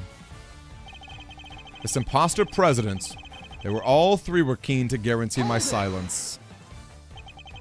But Mr. Canis, you're a professional killer, and a famously skilled one at that. Surely escaping even 3 attackers would have been a little more than a minor inconvenience. Hehehe. You overestimate me, Mr. Edgeworth. You seem to forget that without Helmet here, I couldn't even walk down the streets. Against 3 assailants, I wouldn't have lasted more than a few moments. What does Simeon have to do with it, girl? I see, so even the most proficient assassins are ill-equipped to face a full frontal assault. We're not hugely fond of such situations, shall we say?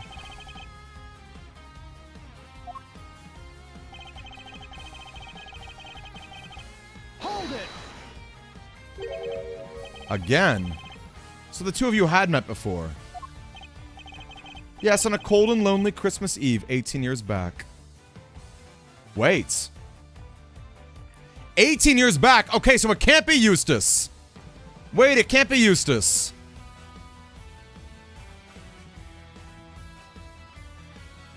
Oh, it's Simeon. Oh. And that just totally got spoiled for me. Nice. That long ago. But on that occasion, it was I who saved his life. It was snowing. More than it had in years, and cold enough that death was freezing, a real possibility. I had taken Helmet out for a little walk. He noticed something and bounded off through the snow.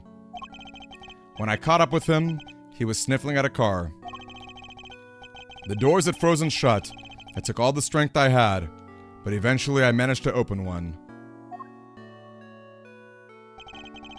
And inside I found 2 young boys shivering and semi-conscious. 2. Yes, and had I found them even an hour later, the poor wretches would never have made it. I took them both to a nearby orphanage. Is it me or is there something significant about what he just told us? What is it about Canis' statement that's especially noteworthy? Okay, I have to think about this. 2 young boys.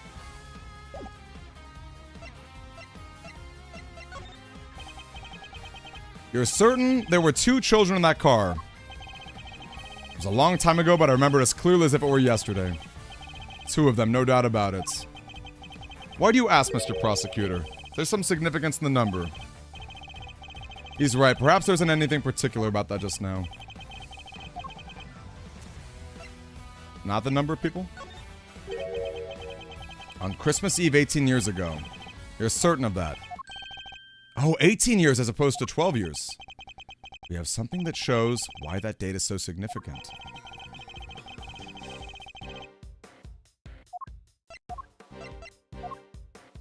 Take that! It was the same day on which a certain incident occurred. The murder of a well-known sculptor. An incident in the aftermath of which 2 children went missing.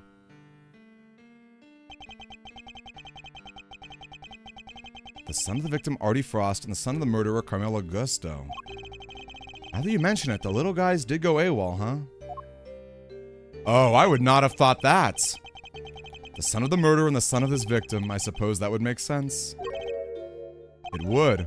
One of the boys was bound hand and foot, you see. That must have been part of Mr. Frost's plan to stop Mr. Gusto's son from getting to the competition. Indeed, because without his son to taste his creations, Mr. Gusto would have had no chance of winning. So that was what was behind it all. Sadly, neither of the boys were able to remember any such details. They weren't. No, when we met each other again that night 12 years ago, the young pup explained it to me. It seems they really were on the brink of death when I found them. And the shock of the experience caused them both to lose their memories. They weren't even able to remember their names. Wow, so they wouldn't have known Mr. Frost and Mr. Gusto's kids. If what he's telling us is true, that would seem likely, yes. Which means we still don't have enough to tell us who our mastermind might be. Mr. Canis, would you mind telling us what happened next? By all means. The pup and I remained in contact even after I was sent to prison. But then I stopped hearing from him. I couldn't help but worry. And then people from 12 years ago started cropping up all over the place. I'd rather pique my curiosity, so I thought I'd temporarily regain my freedom and look into things. I'm like really bummed that I know that it's freaking Simeon. That really bums me out. I love the chat, and I'm not going to call this particular person out, but it was very clear that you've already played the game, and that really annoys me. I'm not going to lie. That really annoys me. You mean Lagarde, Winter, and the President, I assume. Well, Warden Lagarde was in charge of the prison when he was an inmate the whole time. I fear I wasn't as kind to her as I could have been. But she did try to have me killed. You already know why, of course. Because he murdered President Wang, but they needed the world to believe he was still alive. If somebody had exposed the president as a fake, it would have been bad for Lagarde and Chairman Winter. Exactly, and not only that, I happened to overhear something else intriguing that night.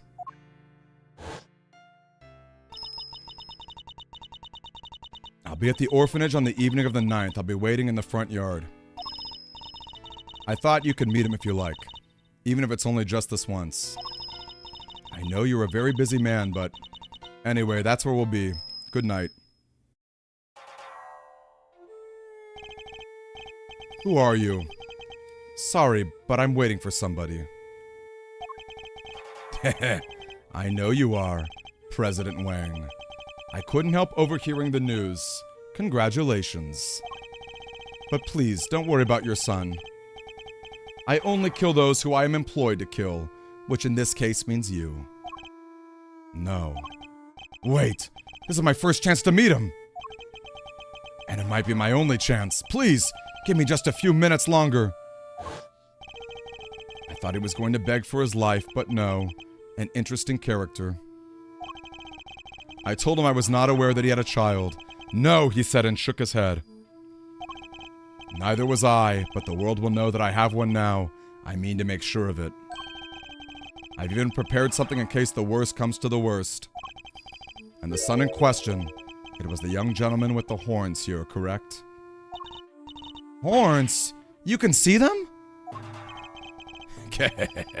I don't need to, my dear. I've been listening very carefully, you see. And for longer than you may realize. So the president meant to tell the world about Sean, and prepared something in case of the worst. But it's not enough to simply have Canis' word on the matter. Of course. We have something that proves what he's telling us. The will. A will everybody knew about. He entrusted it to my family to show his belief in us, after all.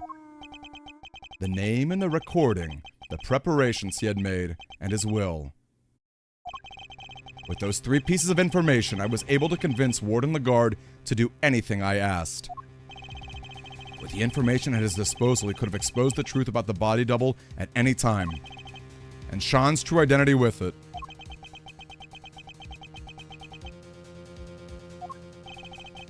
President Wang was more agile than I'd anticipated. He blocked my first knife thrust with something soft. By the time the piece I'd... Oh, it was the horn! My next strike had hit its mark. So it was Canis who tore the horn off the Torosaurus doll. I was the only one present to hear his final words. The only one who knew the truth about his son. Well, me and that poor pup.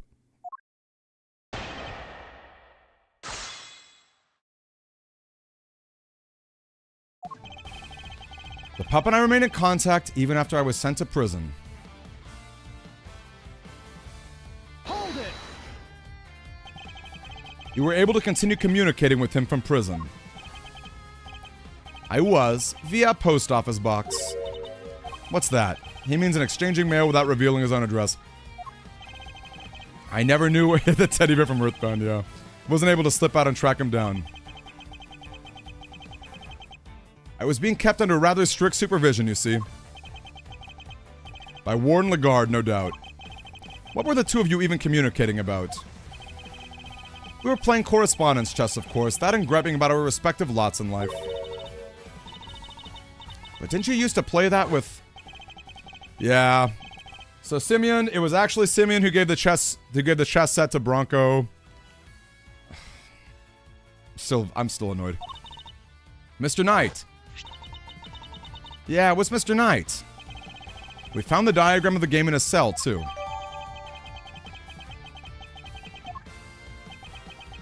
So does that mean Knight had something to do with all that IS-7 business? Wait, could that be it? Do we have any evidence that might connect Knight to the IS-7 incident?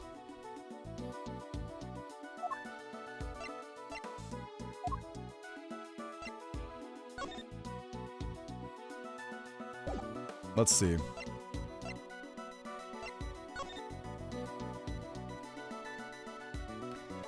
I don't think so, Apollo. Let's just say there were a number of times in the past where the things that were being fed to me in the chat, I don't know. It annoys me. I mean, I guess by this point I would have figured it out, but it's like, that's like the whole fun of the game. I will say good job on everyone else. Good job on literally everybody else. Good job not actually, like, doing a good job just watching. I mean, I'd be stoked if this weren't true. I'd be stoked if there were a double, if there were a complete 180 here, but, you know. Okay, I have to stop and think about this.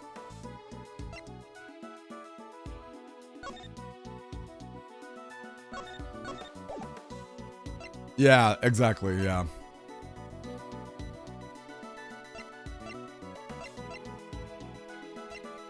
Pretend I'm surprised, give my big YouTube reaction. Give my big YouTube reaction. Okay, I have to stop and think about this. Knight to IS-7. I guess the photo of the kids, but I don't have that photo, do I? Unless the photo's in this case.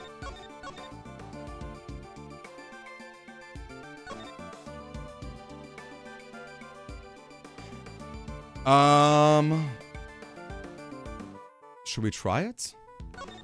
I mean, if that's the sons, right? Take that! Okay, I guess that's not it. Sure can, good buddy, but why? You're not trying to tell me this ties Knight up to the IS-7 thing, are you? Because I gotta say, Malzarino, I don't see it at all. Fine, I need to think this over one more time. Yeah, some of the Bronxter's things, right? Why not take another look-see? And I hate to say it, it's very clever because Simeon being a performer at the show, there would have been a fireworks that went off, right? It is actually very clever. It's extremely clever. Because, yeah, he's at the fireworks. And it was suspicious that he was friends with Bronco. You know, it was never really clear how they were friends or why they were friends.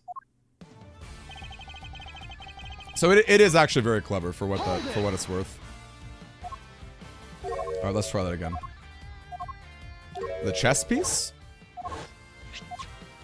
Hold up. That has nothing to do with IS-7, though, does it?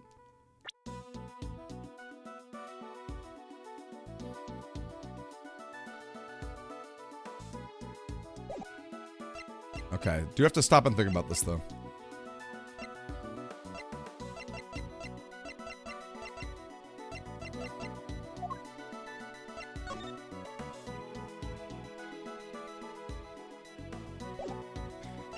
Okay, Knight to IS-7. It's not the case file. I mean, it could just be his possessions. Could just be his possessions. The ring. Was the ring related? Wait, was that an Artie Frost ring? Wait. Oh, that's actually really cool. Oh, that's actually really cool. Wait, that's actually... Okay, wait, that's clever. That's clever. That's clever. That's actually really clever. Oh my gosh, that's actually really clever. That's cool. Okay, wow. I would not have thought that was an Artie Frost ring. Wow. Okay, wow. That's cool. My spirits have lifted again. My spirits have lifted again. Take a closer look at it, if you will. That design. That's Paul Halik's trademark. Indeed, it looks like somebody turned the stamp he used to sign his work into a ring. But why would Knight have been carrying it? And why was it not with the rest of the evidence from the IS-7? They tried to release Frost's personal effects to their next of kin. But if I remember rightly, old Frosty Boy didn't have any family aside from his kid. And the kid was missing, so they never got to hand it back. Not till later, anyhow. I heard on the grapevine that they found him in the end and gave him the goods. Including the seal, it would seem. Which he turned into a ring and wore until his own death.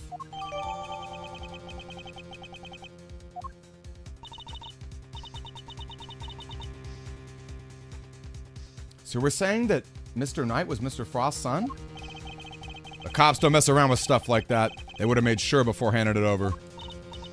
And we were looking for somebody connected to the IS-7 incident who played correspondence chess, right? Wait, so our secret string puller is Bronco Knight? Knight is dead! How could he possibly be involved in our current case? Far out, so our only candidate for a genius mastermind is a guy who's already kicked the bucket? That's impossible! How can a dead guy be behind all this? It is a little perplexing. But then, who else could it be? I stopped hearing from him.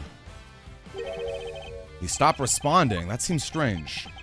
I'm glad you agree. Helmet did too, of course. A big scary mutt really said that. Okay. He does not need to talk in order for me to hear him, my dear. He doesn't? Okay, well then let me ask you something. The look he's giving me, the super intense kind of scary glare, he's not trying to say he's hungry, is he? He might be. He might be. Mr. Edgeworth, help. Okay, really isn't fond of Canis' pet, it seems. Yes, there's a good boy. Of course, I suddenly stopped hearing from the pup. And then people from 12 years ago started cropping up all over the place. It does all seem like a little too much of a coincidence, doesn't it? An attempt was made on the life of the man who was pretending to be President Wang all these years. Warden Lagarde murdered Bronco Knight while he was being held at the prison she ran. An Excelsius winner, chairman of the Committee for Prosecutorial Excellence, murdered Rosie Ringer. And the more I think back, the more it seemed at the time that some mysterious other presence was lurking behind those incidents. Yes, even from behind bars, it was rather obvious something strange was going on. It rather piqued my curiosity. I thought I'd temporarily regain my freedom and look into things. You thought you'd temporarily regain your freedom. Could you be any more brazen? Yeah, even a thief would struggle to get away from something like I thought I'd temporarily steal it. Fear not, nobody was injured in the course of my escape. It wasn't necessary after all. I have my ways. Let's leave it at that, shall we? Leave it at... No way, pal, you escaped! I'd arrest you right now! There'll be no need for that, detective. As soon as my business is concluded, I'll return home to my cell. Are you serious? Prison isn't supposed to be some game you can just stroll in when you please. Strange that you should say that. Weren't you the one who strolled in to try and dig into my past only recently? You. Agent Lang, Detective Gumshoe. I need to be able to question Mr. Canis further. Could you both try to remain calm for now? Sure thing, sir. Kinda knew you were gonna say that. Yeah, fine, but I'm not taking my eyes off a dog, man. Not even for a second, you hear? I did so used to enjoy tapping out of my little letters in Braille. Hold it! In Braille? That's how you wrote all them? That's right. I had the tools to do so in my cell. Wow, you have special tools. I never thought about it before, but guess that makes sense. What exactly did you write about, if you don't mind me asking? Oh, this and that. General chit-chat and chess moves, of course. You wrote the chess moves in Braille, too? That's interesting. How does that piece you carved into it move? Perhaps we can talk about that later. For now, let's know about what happened when the letter stopped. I sat in my cell and tried to imagine where he might have gone. Okay, still don't get it. Who does he mean? Who's this pup he keeps talking about? Oh, indeed, it seems that not even Mr. Canis knows his true identity. We should focus on what we do know, that there was a connection between the two of them. I'm particularly interested in how that connection was maintained.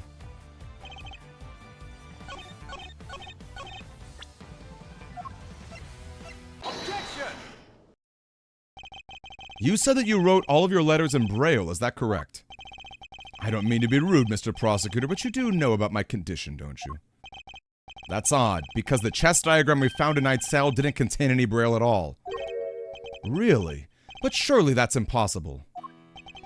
How so exactly? Maybe someone typed Mr. Canis' letters out on purpose? Meaning there may have been some sort of intermediary between the two of them. So then... Mr. Canis says he wrote his letters in Braille, and yet... the letters received by Mr. Knight contain no Braille at all. That suggests there must be a third party who typed Mr. Canis' letters out.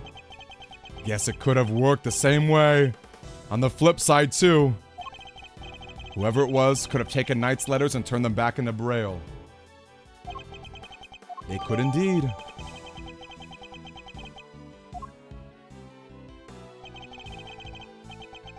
I think both you and Mr. Knight were communicating with this person, Mr. Canis. Mr. Canis, the answers you received. They were written in Braille, too, yes. Some mysterious middle person really was retyping the Bronxter's missives. And that same person might well be our secret string puller. Wait, you're trying to say there's another hidden mastermind behind this whole thing? Who's the new one? Bronco Knight, son of Artie Frost, is already dead. But what if the other child from the incident 18 years ago was actually who we've been looking for? Carmelo Gusto's son? But who is he and where is he? If Knight was Frost's son, Gusto's son would have to be. I've known him since we were kids, when both of us were all alone. He doesn't have any family, you see, just like me. Him? But surely not! What's the matter, Mr. Edgeworth? You're white as a sheet! Of course, it all makes sense. I know exactly who our so-called mastermind is. What? Who? You have to tell us! I can hardly believe it, but it's somebody we know rather well.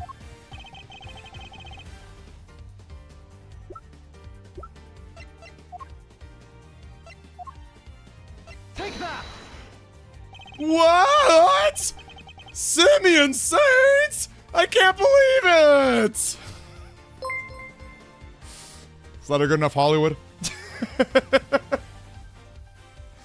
Oh my gosh. I'm still hyped. I'm still hyped. I was really down at first, but I'm still hyped. I'm actually, the way this story progresses, it's hard not to get hyped. It's hard not to get hyped. The person who kidnapped Sean and bugged Kid myself. The person who did the strangest thing of all. Yeah, I agree, Apollo. I agree. Okay, I feel really bad about Eustace. I have been out here incriminating Eustace Winter for like... Oh man, I feel really bad. I feel like literally everybody in the game who's just been like taking a dump on him. Oh man. It's actually even more clever when you think about it. Because Simeon actually just wears a red coat all the time. I guess it's pink kind of, or pinkish red, but yeah. What? Did you really just say what I thought you did? Yes, the monster. That was the key to unmasking our mastermind. Oh, I almost forgot. We're doing a new show soon. I'd love if you could come, Mr. Edgeworth. I'll be joining Regina on stage for this one. That's right. The Very Big Circus is the biggest, most fabulous event in town. You'll have oodles of fun. Miss Lloyd, could I ask a favor? Well, little old me? What kind of favor? You told us you recorded the sound of Torosaurus breathing fire. Proof? What kind of proof? Did you capture something on your tape recorder? Wow, I even accused Tabby Lloyd. That's how you know this was a good mystery game. I was thrown off 3 times. I guess 2 different times. I thought Tabby Lloyd at first, and then I thought Eustace Winter. That's actually really crazy. This is such a good game. This is such a good game. It has restored my spirits. I captured the sound of a big old beastie. Sure did. Like I said, I didn't precisely see the guy, but boy did I hear him. Can we listen to the tape? You surely can. Let's see now. That's it. That sound. Must be what I think it is. My theory has to be correct. The truth behind the monster, the identity of the person. It's all falling into place. That was kind of my thought, Suru. That was kind of my thought. She was hiding her accent. Because I was like, it is so suspicious that one, she legitimately has a red jacket underneath, you know, as we saw in case 1, she can flip to be a red jacket. I was like, it's so suspicious that Lotta Hart would even hire like a secondary person. She's always got her headphones on. She's always like, you know, trying to figure things out. You know, she's always got her ears in different places. And it was so weird that she basically got forced into being this fake assassination. I was like, that's just too crazy. That's too much of a coincidence. So I was really on her. And then she gave me her alibi and I was like, okay, that makes sense. Then I was really on Eustace, you know? Oh, so cool. Yep, snap me a picture of it too. Even if you can't write, let's see it so well. We can't see it right now, but... Detective Gumshoe. Your image analyzer, can we borrow it again? Sure, but what do you want to look at, sir? This photograph right here. The clue we're looking for must be here.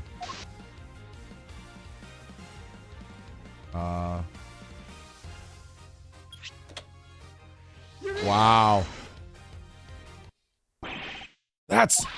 See? I done told y'all, Torosaurus, he own dang self. Yes, there it is at last. The monster commanded by the architect of this whole scheme.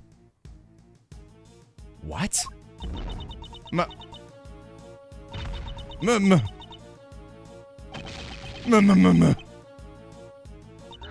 Monster? Yeah, finally ready to admit it that he's dang well real, the big bad bull himself? No, because that isn't Torosaurus at all. It's the eye of a different giant beast entirely. Take a look at this if you would. Oh my gosh. The Very Big Circus. Wait, look. You see it? The enormous lion balloon? Wow! Wow! And the sound Miss Lloyd thought was the creature breathing fire? Wow, that's another cool twist. You're really gonna bring me crashing down to Earth like that?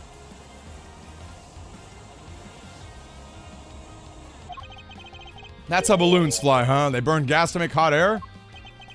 They do. And our culprit was able to use that balloon to carry Kay up to the roof. Oh! Wait! That's really cool! That's really cool and clever! That's really cool and clever! Oh my gosh! They got something to do with the circus! Circus worker, friend of the Bronxster, son of Gusto. Whoa, whoa, whoa. You're not serious. You forgot to mention trainee animal tamer. Heh, it's hard to believe.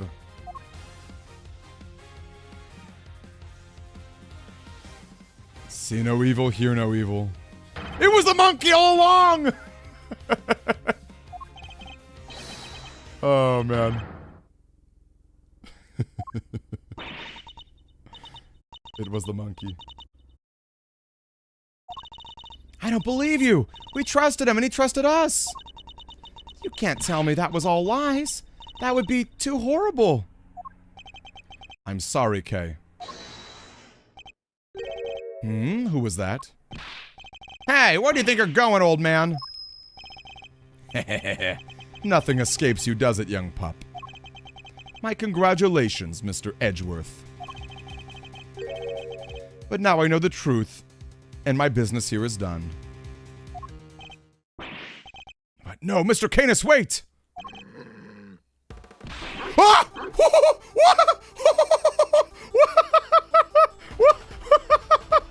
Oh my gosh! He disappeared! Are you alright, Mr. Edgeworth?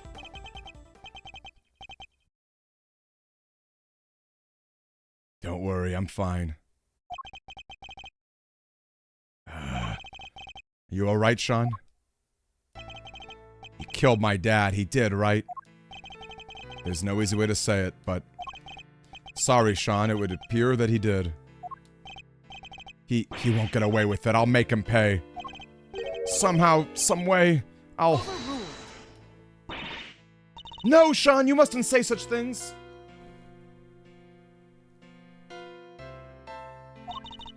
I'm sorry, Mr. Edgeworth. You have to forgive us both.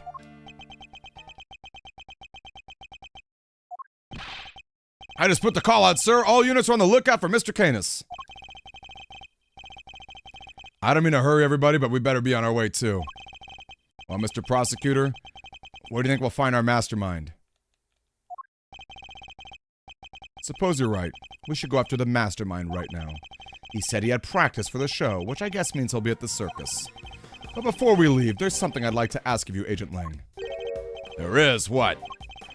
Once a beast has been sighted, the next step is to plan its capture. When we arrive, there's something we'll need to try and find as a matter of priority. And Detective, I'd like you to look into something that's been bothering me about Sean's kidnapping. Yes, sir! I want to help too, Mr. Edgeworth. Good. There's somebody I'd like you to try and contact. If Saint really is our mastermind, we're going to need this person's help. Regina? Between our many encounters, I never suspected a thing, even though he was right there in front of me. I messed up. There's no other way of putting it, but I'm going to put things right once and for all. Okay, that's a good stopping point. That is a good stopping point. I'm glad we kept going a little bit longer. That was a great stopping point. Woo! Wow. Okay. All right. That's cool. All right. I was bummed about the spoiler earlier, but I'm back in it. I'm still excited. Again, and the game just keeps the game still throws cool curveballs at you, which is great. Okay, so I do have kind of unfortunate news. Tomorrow, Thursday, I am not going to be streaming. I'm going to a friend's birthday party, and I'm working in the morning, so I'm not streaming tomorrow. But Friday, I gave you my word. Friday, TGIF Friday, we're going to finish this game. I don't care how long it takes. This could be a long case. We are doing it. I don't care how long it takes. We're doing it. Friday, it's happening. So that's my idea. So for those of you who are really invested in our story, see you again on Friday. I might stream earlier than 5 Pacific. Maybe, but probably not. You should plan on me coming on at 5 just because I felt bad for like Cabell today who missed like an hour of the stream, so we should stick to our normal time. But I've just been really loving the game, so I'm just gonna do it no matter how long. Good night, all of you guys. Thanks very much for hanging out. No, they didn't mean to spoil it on purpose. They didn't. But again, it's like, just like be quiet, you know? Again, shout out to literally all of you who have already played this game and have done a really great job of just like contributing like your own feelings without actually like trying to say anything. I big salute to all of you who have already played this, because truly you guys have actually been amazing. It's actually been really cool. So, good night to all of you. I will see you on Friday. It'll be really, really great. I'll catch you later. And yeah, peace out, everybody. I'm actually, look, I'm smiling. Like that, it's a cool game. I've done a 180. It's been great. Alrighty, good night, everybody. Have a good one, and see you Friday.